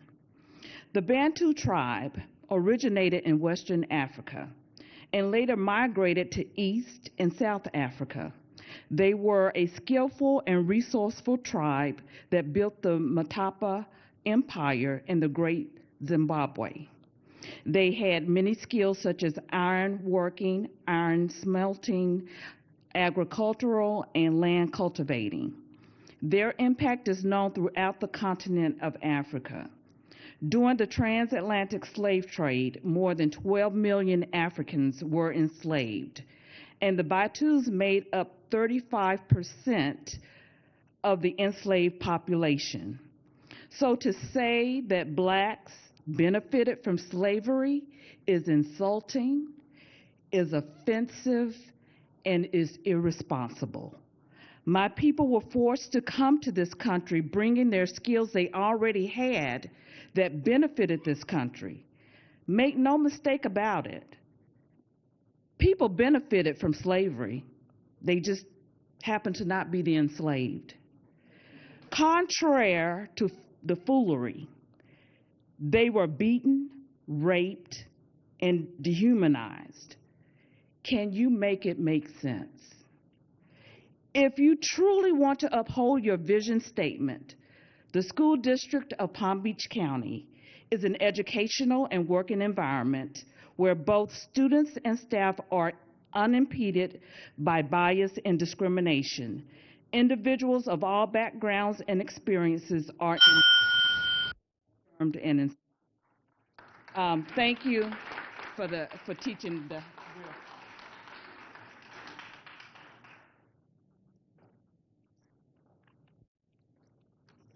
Good evening, Jane Tierney, Coalition for Black Student Achievement and Unified Palm Beach County. Commenting on recent legislation, Manny Diaz Jr., Florida Commissioner of Education, said, "If you tell a white student that they are responsible for slavery, that's a violation of this bill. It doesn't preclude you from covering the topic, giving your perspective, doing everything that needs to be done to educate these students, but it doesn't give you the right as a teacher to impose that on the student. Parents shouldn't accept it, and we shouldn't." Well, as a member of that collective we, I reject this law and its chilling effect on our schools, teachers, and students. If only one parent complains, the complete truth of African American history can be edited out of the curriculum, books can be banned, and the career of a teacher can be ended. As a white American Floridian who attended and graduated from high school in Florida, I was never taught, nor did I hear a Florida teacher or any school personnel state or imply that I or any living white person was responsible for slavery. I heard many racist and ignorant statements, but not that. I was taught to be proud of our country's commitment to form a more perfect union. I was taught that we have progressed throughout our history towards becoming a more just and inclusive society. From that, I learned that I have a personal responsibility to protect and advance the work to provide equal justice and opportunity for all Americans, regardless of race. Without the understanding of America's shameful history of slavery, Jim Crow, and the suppression of the civil rights of Black people based solely on their color, we are doomed to repeat it. The DOE allows schools to use Shakespearean quotes that don't mention sex, so I am allowed to say, "Methinks the Florida governor, legislators, and commissioner of education thus protest too much." Why the urgent action and legislation? What are they protesting? Why suppress African American history? I say they protest to cover up their efforts to return Florida to a time when white supremacy was the accepted norm. In political culture, it's not the crime, it's the cover-up that expresses and confirms guilt. Our students deserve the truth, not half-truths and cover-ups. White people alive today are responsible to take action and to fight the lies and the suppression of the true history of African Americans in our country. Teach truth. Hashtag Black Facts, Not Fiction.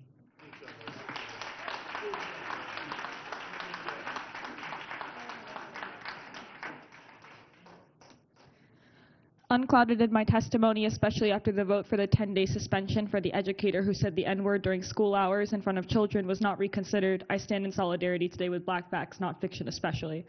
My name is Erica Esch, and I'm a community organizer in South Florida with Common Purpose Initiative.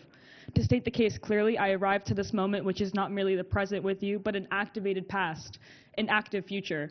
While I address you all here seemingly as the constituents and the constituted, it is actually the historical underbelly of our togetherness in this room whatsoever, which I wish to speak on tonight. In solidarity with Black and brown people on the national and international liberation front for economic, social, political, and spiritual liberation, tonight I firstly would like to thank the educators and collective of folks in Palm Beach County who acknowledge and teach, as well as righteously defend knowledge is power. In solidarity with Black and brown people on the occupied and unceded land of Turtle Island, it is here we take the moment to assess exactly how functional white supremacy as an architectural institutional framework for oppression operates to the effect it is debatable as for what constitutes history, and therefore what constitutes violence, and for whom. Other questions we might ask tonight if Black history is not taught and is replaced as a legitimate and necessary curriculum in other counties aside from this one, which instead exculpatory turnkey animations known for the unaccredited propaganda as PragerU declares, we shall surely question, for what destiny is white supremacist violence constantly redesigned and reimagined in the school district, and to whose true and ongoing benefit? I think the notion of a child becoming uncomfortable or a parent becoming uncomfortable with their relationship to historical fact of racial class oppression helps to comprehend the somatic status of the nervous system that belongs to the so-called free America. The movement is a fight, and the movement is a fight. And the argument for a form of relief from some ideology, be it woke or anti-fascist in nature, be it about drag in Florida or about Palestinian casualties, our governor shakes every hand doused carefully, strategically in the blood of not only ourselves but our ancestors. Our tolerance for violence on this most local level ripples, so we refuse to entertain any notions of the revocation of legitimate truth in the public education system. In the words of Huey Newton, black power is giving power to people who have not had power to determine their destiny. The school board is implored to ask itself if it recognizes the descendants of enslaved people as worthy of understanding their own relationship to identity, land, diaspora, devices of destiny, and its modes of oppression. Every district and its staff members, individual as one-to-one and school-to-school, must decide the role it will take in offering the tools to navigate an unprecedented hour of Earth, where in critical thinking and community, safety are threatened existentially by climate chaos due to racial capitalism, our relationship as a humankind to the land and its aliveness properties beyond its property and profit. Tonight we reimagine the tolerance and that which our future of intolerance and its unfamiliar tragedies, the familiar ones included mentioned tonight, are only possible in a world without facts. Black facts, not fiction, remains the call of Floridians, and in the words of Representative Justice Jones of Tennessee and New South. Thank you.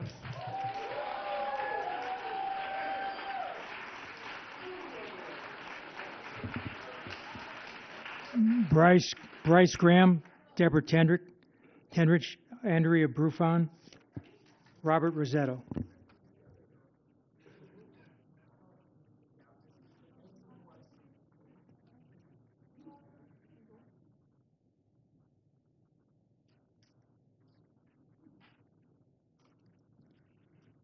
Hello, my name is Deborah Tendridge, and I'm here in support of Black Facts, Not Fiction. And this is my personal reason as to why accurate education is essential. My daughter is biracial, and when she was only a few months old, she was not allowed in my grandfather's home because she was part black. Do you know what changed my grandfather's ideology? Education. My daughter, before she could even walk, taught my grandfather a lesson. His education came to him in his 80s. Way too late in life. So I have first-handedly seen how education can assist in being a cause or a remedy to racism that is embedded in our society, and education is our biggest equalizer. Firstly, thank you for not banning any books here and for not accepting PragerU. However, Communication is important, and I want the collective efforts of the community to extend far beyond Palm Beach County and into the entire state of Florida. Secondly, I want you to know that you're scaring our teachers. This policy and this education standard is scaring our teachers. They're feeling unsafe.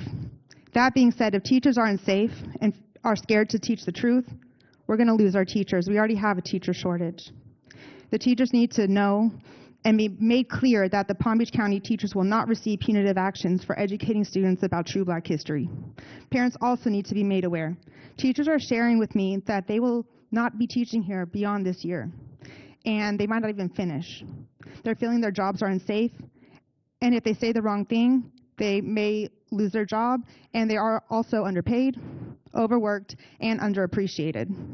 I suggest the school district create an official press conference, have the principals send out an email, and any other necessary communications to create a sense of security throughout the school district regarding the continuance of AP psychology and without alterations to the curriculum and PragerU. The communications must be clear, succinct, and accessible. I'm aware that there was a newsletter sent out, but the information was squeezed into a newsletter, and principals have already sent out information regarding the AP classes being taken away from the school.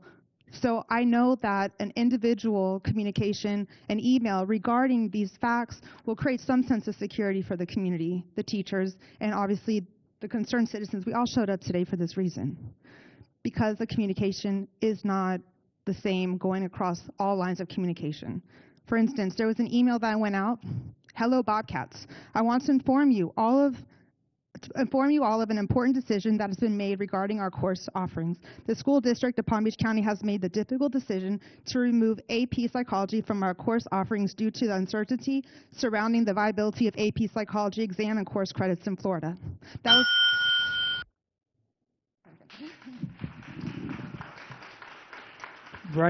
Bryce Graham, Andrea Brufon.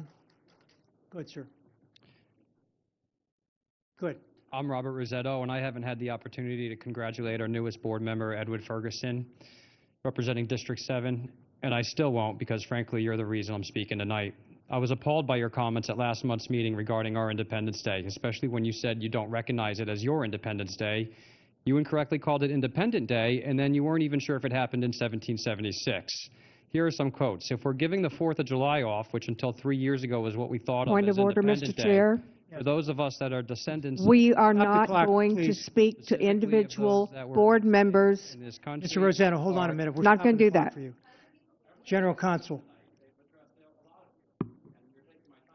No, I told him to stop the clock. We'll give you the full time. I just need an answer from the General Counsel. Would you please advise on this? Sure. I believe the speaker was speaking about comments made by Mr. Ferguson, which is allowable. But if he is speaking directly to Mr. Ferguson, that is something that would not be allowed by our policy. All right, so you can make your comments, sir, but do not direct them at Mr. Ferguson. Fair enough. Go ahead. Give him back the time on the clock. Okay, so if we are giving the 4th of July off, which until 3 years ago was what we thought of as Independent Day, for those of us that are descendants of the so-called black man, specifically of those that were enslaved in this country, our Independence Day is effectively Juneteenth. I can't see how we recognize what happened in 1776. I hope I'm correct. I'm sure my history teacher will wrap my knuckles. But in any event, that's not the full story. We as a country weren't fully independent until Juneteenth happened. So I think we need to do what is necessary now even, so let's not even wait for legislative action.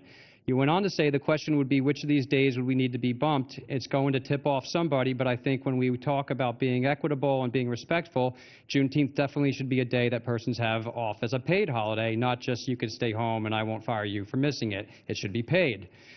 Maybe Labor Day. I would have great trouble taking Memorial Day off the state slate for paid holidays, but perhaps Labor Day might be one. I know we look like the redhead stepchild, but until we get that extra 7th day in Tallahassee, I think we have to do what we have to do, or we could just give the district a paid day on Juneteenth and dare somebody to tell us we are wrong. And quotes, you are wrong. There are 11 federal holidays, and Juneteenth is one of them. Columbus Day is another, and our school calendar doesn't even list it, let alone give the day off. And worse, it's no longer taught in the classroom. Labor Day is an annual celebration of the social and economic achievements of American workers, and you want to turn that into a non-paid holiday? It's ridiculous. July 4th is when we celebrate the passage of the Declaration of Independence by the Second Continental Congress announcing the colony's separation from Great Britain. That was the beginning of our great country. Without it, there wouldn't have been a Juneteenth or a life as we know it. Florida was not counted as one of the original 13 colonies. Should we celebrate a different Independence Day here? Women couldn't vote until 1920 with the 19th Amendment. So should women celebrate a separate Independence Day? Same-sex marriage wasn't nationally recognized until June 26, 2015. So should the gay and lesbian have a separate Independence Day? July 4th is not about black or white, woman or men, gay or straight, or even blue or red. It's about the United States of America, which includes every American. Your failure to recognize our country's Independence Day is disturbing and disgraceful. American facts, not fiction. You have Esquire after your name, so I know you took the oath of admission to the Florida bar, which state starts Mr. Rossetto, you cannot address Mr. Ferguson. You've already been advised. Okay. Well, the Florida bar states that I do solemnly swear I will support the Constitution of the United States and the Constitution of Florida. Obviously, the Declaration and Constitution are separate documents, but the Declaration of Independence set forth the ideas and principles behind a just and fair government, and the Constitution outlined how this government would function. How can you swear in the Constitution but then ignore...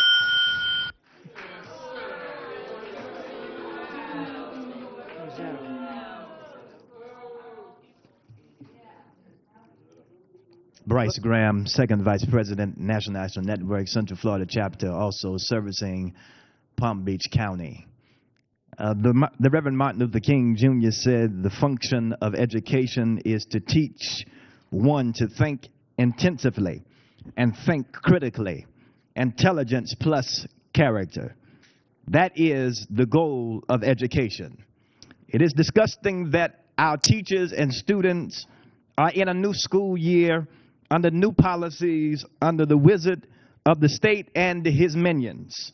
Black facts, not fiction. Black history is American history.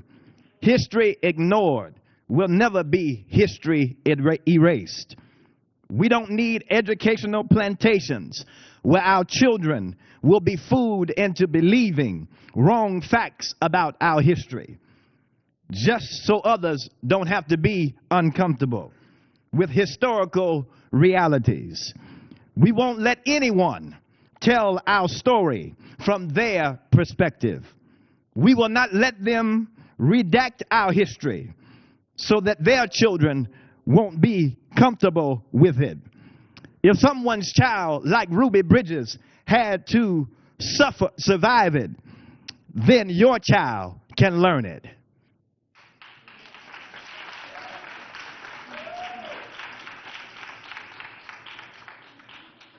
Good evening. My name is Andrea Bruton. I'm an executive member of the South Palm Beach County chapter of the NAACP. And I stand before you today. I have to say I was disappointed to know that an educator can stand in a classroom with children and use the N-word and only receive a 10-day suspension by almost a unanimously board. But I'm not here to talk about that. Good. I'm here to talk about speaking on behalf of our president, Dietrich Strong, who's traveling to take his daughter to school out of state. And we would like to first acknowledge what several of you all have already said regarding the Palm Beach County not adopting any fictional curriculum. With that being said, I still feel compelled to read what the president has written. In lieu of our awareness that you have not nor plan to incorporate fictitious Black history, I have to say what our president has said. He says, "Good evening. My name is Dietrich Strong, and I am the president of the South Palm Beach County chapter branch of the NAACP. I am here tonight in part to address my concern with what I view is the relative silence from this collective board on new African American studies curriculum. The politics behind the introduction of this curriculum is rooted in racial animus and bigotry, and it reeks of a plot to miseducate and misinform our Black children in hopes that they will not be empowered to stand up and rage in this system of institutional racism that shackles us. This board's public silence concerning the curriculum sends a message of acceptance and inequity of racial ideologies. This board has taken on the duty of educating our children. Inherent in that duty, it is the notion that the information that you educate our children with is true and accurate. The curriculum does not meet that duty. Instead, the curriculum provides lessons indicating that slaves somehow benefited from slavery. After being pressed on this issue, state officials and two of the people who created the curriculum offered 16 examples of slaves who supposedly benefited from slavery. In fact, one of the slaves was Betty Washington, a white slave owner. This curriculum is not fact, it is fiction. The presumption is that you all have been apprised of the content of the curriculum, so I'm not telling you something that you don't already know. So where is the public pushback by the board?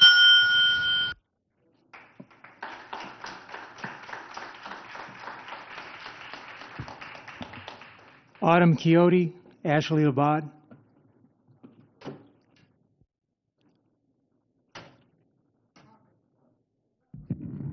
Not that tall. Ashley Labad. I wanted to start with Mark 13:12. Now the brother shall betray the brother to death, and the father the son, and children shall rise up against their parents and shall cause them to be put to death. The reason that this hit so hard is because 3 years ago, I started with a whole bunch of parents fighting for our medical freedoms when they were masking our kids. I have constantly been coming to school board meetings and taking my time away from family to be here. Part of the reason is because every single board meeting I come to, we're not talking about academics, and we need to get back to that.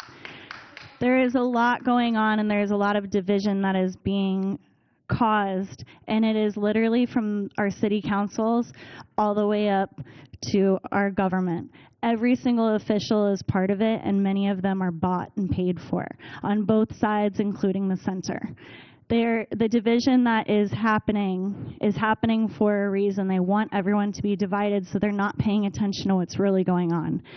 There are many people that have been coming here standing and seeing what this board has done and where the money has been spent, and that it is not going to our students and our school. I'm on my 12th year of teaching, and my students are like my own kids. I treat them as humans because that is what they are, and they should be treated for that. And I try and make sure that every single one of them can excel if they just give me a chance to help them. And I involve parents. And for the lady who spoke earlier that said she does not get any replies from the district, we understand you. It's been happening for a while and people have been complaining about it.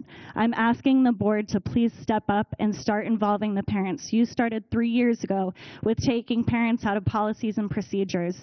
As a teacher and a mom, I am begging you to change your ways. Stop bringing politics into the classroom. I love this country. Let's all face it. It's a hot mess right now, and division is running rampant. We need to focus on our kids because they are our future and they are here to take care of us. And they need to know that they can be successful and they can do whatever they want, and we need to push them to believe that so they can do whatever they want to do and be whoever they want to be. Thank you.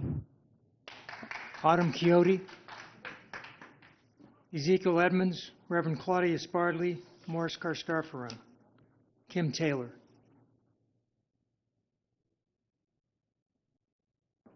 All right, if there are no more public speakers, we'll move to board discussion item. Mr. Ferguson, BD1. Thank you, Mr. Chair. So I think we all received the email from City Manager Jonathan Evans from City Manager Riviera Beach. I think it was on Thursday of last week, requesting that we schedule a joint meeting with the City Council of Riviera Beach. I spoke with Superintendent Burke yesterday, and he advised me that normally it's not our procedure to meet with the municipalities board, but I think in regard to Riviera Beach, I think this is an exception. This should be an exception should be made for them. The reason why I think that is because I think most of us know the historical struggles that we've seen in our educational centers in Riviera Beach, as far as, for example, kindergarten readiness at the district-wide is about 52%. Looking at Riviera Beach, not one single school has ever met that district average. So, and if we go to math, ELA, English language, art, social studies, we see similar deficits. So it leads one to logically conclude that Riviera Beach is kind of pulling the district averages down. So I was surprised, but I was pleasantly surprised when I saw that letter from City Manager Evans, because it leads me to believe that at the governmental level, Riviera Beach is wanting to engage with us to learn how they can be a better partner in terms of improving their educational centers there.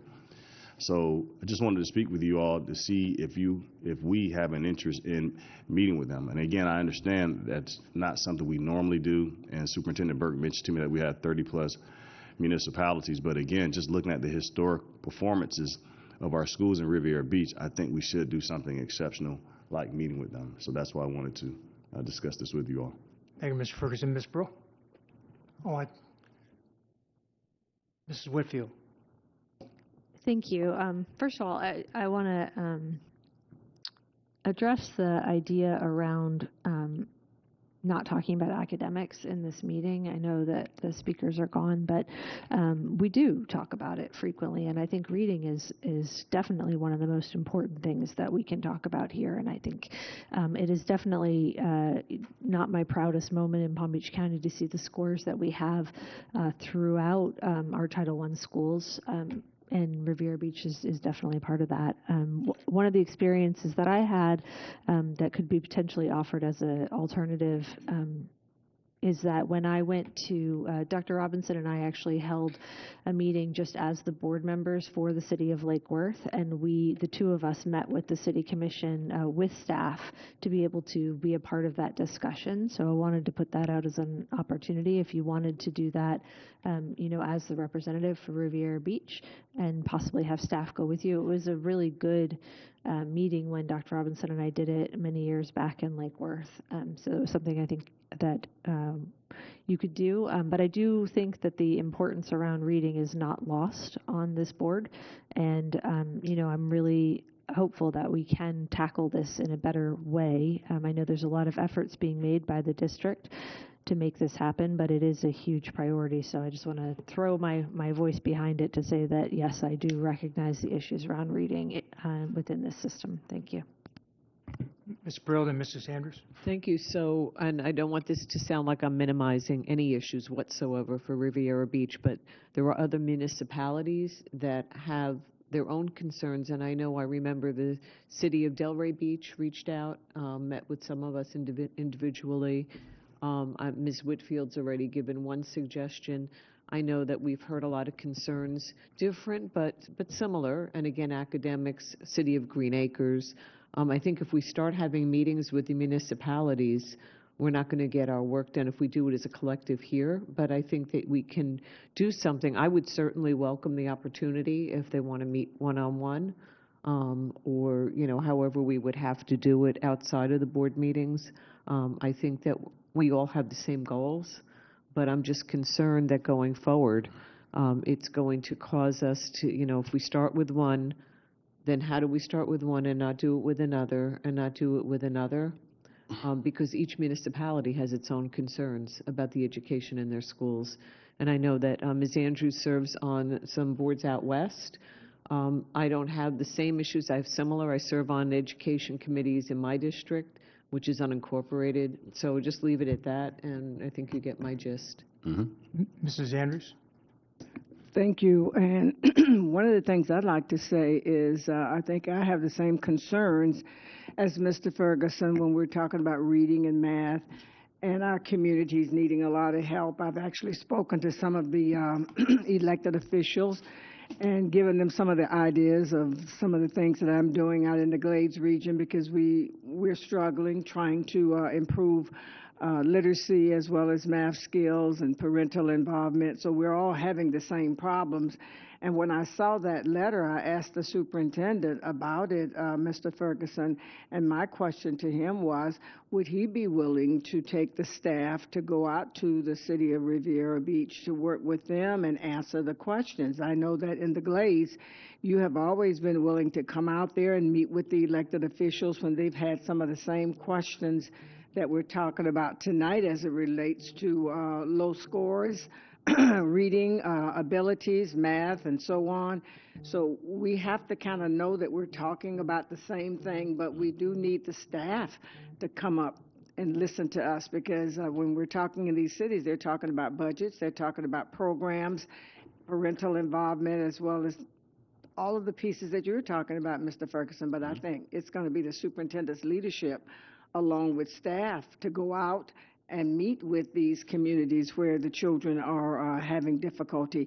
And Mr. Burke just met in the Glades, as well as Mr. Tierney, to talk about the issues that the community had as it related to not just the academic pieces. And so I think that the elected officials have to reach out to the school district administrator here, you're the school board member, to do what has to be done. And they come through me as the school board member saying to me, when am I going to see the superintendent or the deputy and the administration to address these concerns? And we've been on this for years, making sure that we get those meetings set up so that we can try to improve student achievement. And it's been working. So I think that was something I would like to say to you, that I would certainly want to share some of my ideas of what I do out in the Glades region. But it is going to come right back to the superintendent and the administration, also with the budget and putting funding, as well as getting the best teachers for our students who are really having difficulty in all of these areas that we're talking about tonight. But certainly, I'm always willing to share with you any ideas of things that we're doing, trying to work together, because we have pockets of poverty all over Palm Beach County with children who are still needing a lot of help all over. So we just have to do our best to kind of bring them to the next level with all of the efficiency that we can through the leadership of our administration. Other comments? Ms. Ayala?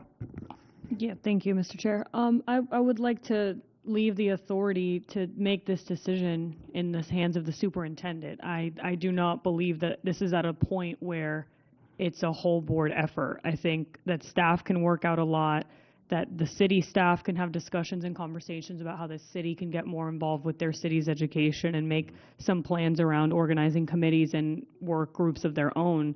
I just, again, it's been said, in District 2, I can pull up stats just like this or worse at my schools in my district communities. And then we start having meetings with the whole board, with everybody, with as much as we already have on our agendas and the meetings we have and everything else we do individually. That's a really big request. And I think there's a lot that can get done with yourself as the representative, Mr. Ferguson, and the staff that needs to be there to have these conversations. I do not feel that it is at a point where a joint meeting of all of us is a requirement. And I'm scared of the slippery slope that brings. If we want to have a conversation about making time throughout our year to meet with every single municipality in Palm Beach County, then that's a different conversation. But at this time, I do not feel that this is a equitable request. Mr. Ferguson, I agree that you have significant issues in Riviera Beach, and what I suggest is you schedule a meeting with them and the superintendent or staff, chief academic officer, whoever, to get out there with you, because I'd love to be able to meet with the elected officials in a joint meeting, but the problem is, that my colleagues have expressed, is, we have a significant issue in Riviera Beach. We have significant issues in Delray Beach and in the Glades area, and all those cities are going to expect us to start having meetings to discuss their particular issues. So I just think, like it's been said, if we started with one, we're going to have to figure out a way to say no to a bunch of other ones that are going to ask. But what I've done in the past is I've met with the city council members in Boca, and I've asked district representatives to come down, and they've met with me and different city council members, and that might be the best way to go initially. Yeah, that's fine. At this point, I hope everybody understands, I'm going to ask questions. I mean, whatever we do as a board, we do as a board. So again, this is my opportunity to discuss this with you. So to that point, Mr. Chair, I would like to follow up with Board Member Ayala and Board Member, what time is it?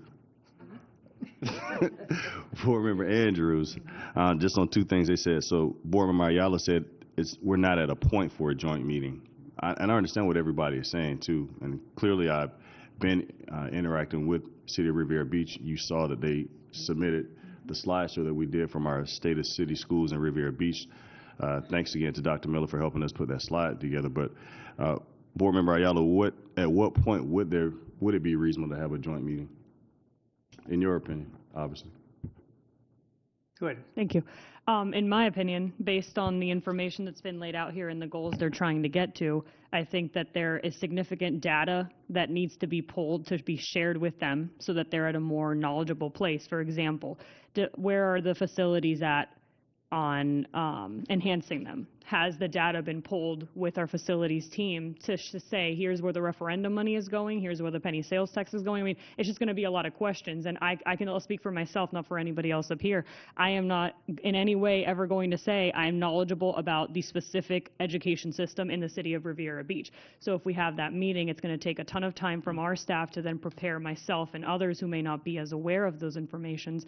And then we have to have the meeting, and then we have a back and forth when I feel that at this point, it's say, let's get a foundation of where we are, where we want to go, get the data, and then start coming up with ideas to address that at a city level and what's appropriate for them with their resources, and at a district level with the resources we have. Not just us kind of spitballing and throwing ideas and seeing what sticks to the wall, because I just don't see it being productive and the use of everybody's time for that kind of meeting. And then the precedent we're going to set where 36 other municipalities say, I want a meeting too, and I promise you, I will get the call the next day.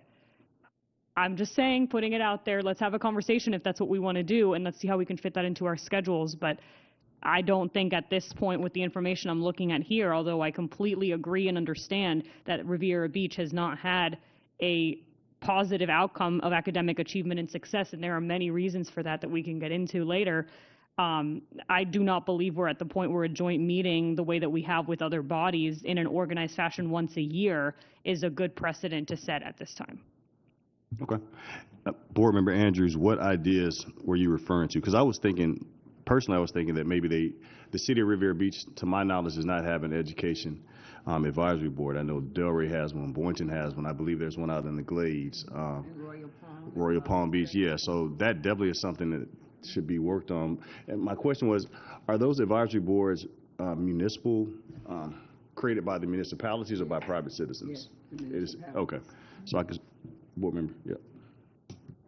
It took me 6 years to get one in Lake Worth Beach. Lake Worth, yeah. Yeah, Lake Worth And Beach. Mrs. McQuinn, I'm sorry, Mrs. Whitfield. Mrs. McQuinn was next. Thank you. Okay. So I'm going to use H.O. Watkins, that is in Palm Beach Gardens, but H.O. Watkins is primarily students who live in Riviera Beach. Yeah. Many of them choose Howell Watkins as their school of choice rather than a school in Riviera Beach. I spoke a long time to Mr. Burke yesterday. No, some of the elementary schools in Riviera Beach are not District 1 schools, but certainly those are schools that are going to feed into District 1 schools, including Palm Beach Gardens High School. And Mr. Burke knows I'm so upset about the reading scores. I'm appalled. It's every school, every elementary school in Riviera Beach. And we know that it starts. He spoke this morning about, about the fact that, now this is not Riviera Beach, this is district-wide, but we know that our percentage of students who are at third grade not reading on level is, there's not a direct correlation, but there probably is a correlation with that's about the same percentage of kids who enter our kindergarten not kindergarten ready. So they're already behind the 8 ball. And I spoke at the breakfast this morning to Senator Bobby Powell Jr. To talk about this issue. And I was very specifically speaking about the elementary schools in Riviera Beach. As a board, you're not going to have us as a board say we're going to do something for Riviera Beach that we're not going to do for Delray Beach or a school in the Glades. And we have directed the superintendent, do something about third grade reading. And I know that that's a priority to him. I look at other school districts who outperformed us. What are they doing that we're not doing?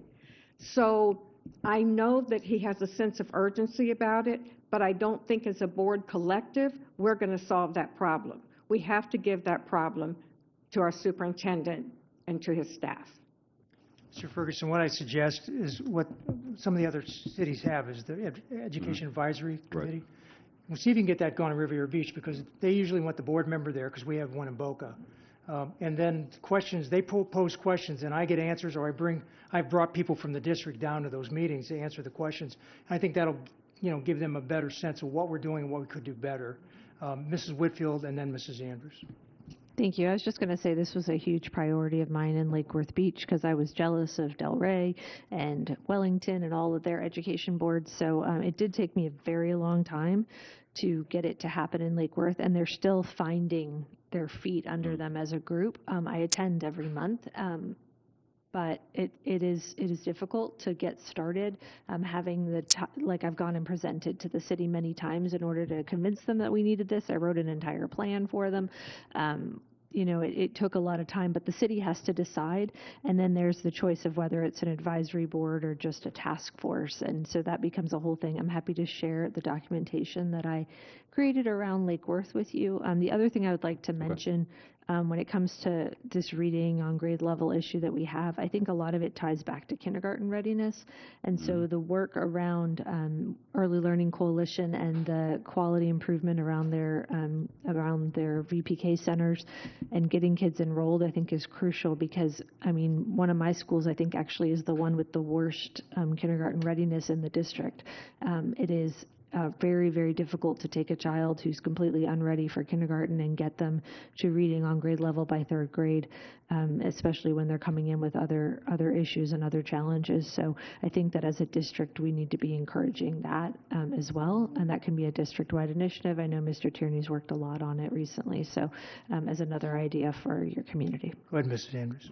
And I just want to say it didn't take me that long. I mean, I've been on the board a long time, but once I started my working with Wellington, which was someone who was really very versed at it, Royal Palm was already on board. We were able to get Westlake up. But, I mean, it really starts with the city, the elected leaders, and the community coming together. So, I mean, we've got a lot of different formats. I mean, you can decide how you want to set yours up based on your city, but it was not anything that was really a hard thing to do. When people truly want to help their community, want to help the schools and the children, they come together. The elected officials will come together. So I think it's something that I have a whole lot to offer you with Wellington, Royal Palm Beach, Loxahatchee, the Acreage, Belglade, all of them have come together, and they work well, and they put money behind the children in their community, along with the money that comes from the school district, to make sure that we can improve student achievement. Vice Chair Burrow. Thank you. So I smiled when Mrs. McQuinn was speaking, because I remember before I was a school board member trying to join the Boynton Beach Education Advisory, and they wouldn't let me because I live in unincorporated Boynton Beach. So I'm outside their boundaries. But just so you know, all of you know, my district has the least number of schools, because most of the schools are east. We do have a COBRA Education Committee, and that committee is not an advisory. It's more where we talk about what's going on in the schools, and then they ask, where can we help? And I'd like to put this out there. One of the schools that we've helped is not in my district. It's Indian Pines Elementary School. Actually, it's in my district. It's outside of COBRA's boundaries, but every year we help them with school supplies and things that we do. I would love to help some of your schools also that need assistance as we do things. We don't have money in our community, in the COBRA Education Committee, and in Delray Alliance. We have a lot of seniors who volunteer. Some would be willing also to drive. So when you go and you meet with your group and when you form your advisory, please reach out, share it with us so that I can bring that back also to my COBRA Education Committee to see how we can help in that effort. Sounds good. Thanks, everybody. Okay. Can I give one more thing, Mr. Butler? Sure, go ahead. One more. I think the elected officials select their own representatives that actually visit those schools and report out each month. It's kind of prestigious for those who actually volunteer to be the representatives for each school, and then they talk about what they see. They do visit the schools, work with the principals, and make a report out. So, I mean, it's just really a wonderful combination with the community representatives as well as the elected officials. And I do attend all of them, so it's a lot of attending, but it's worth it because the region offices come with me to some of them, so everybody wants to hear what's going on, and we're all working together. All right, Ms. Ferguson. I'm good. Thank you. Ms. Burrow. Thank you. So I'm going to make this as easy and quick as I can.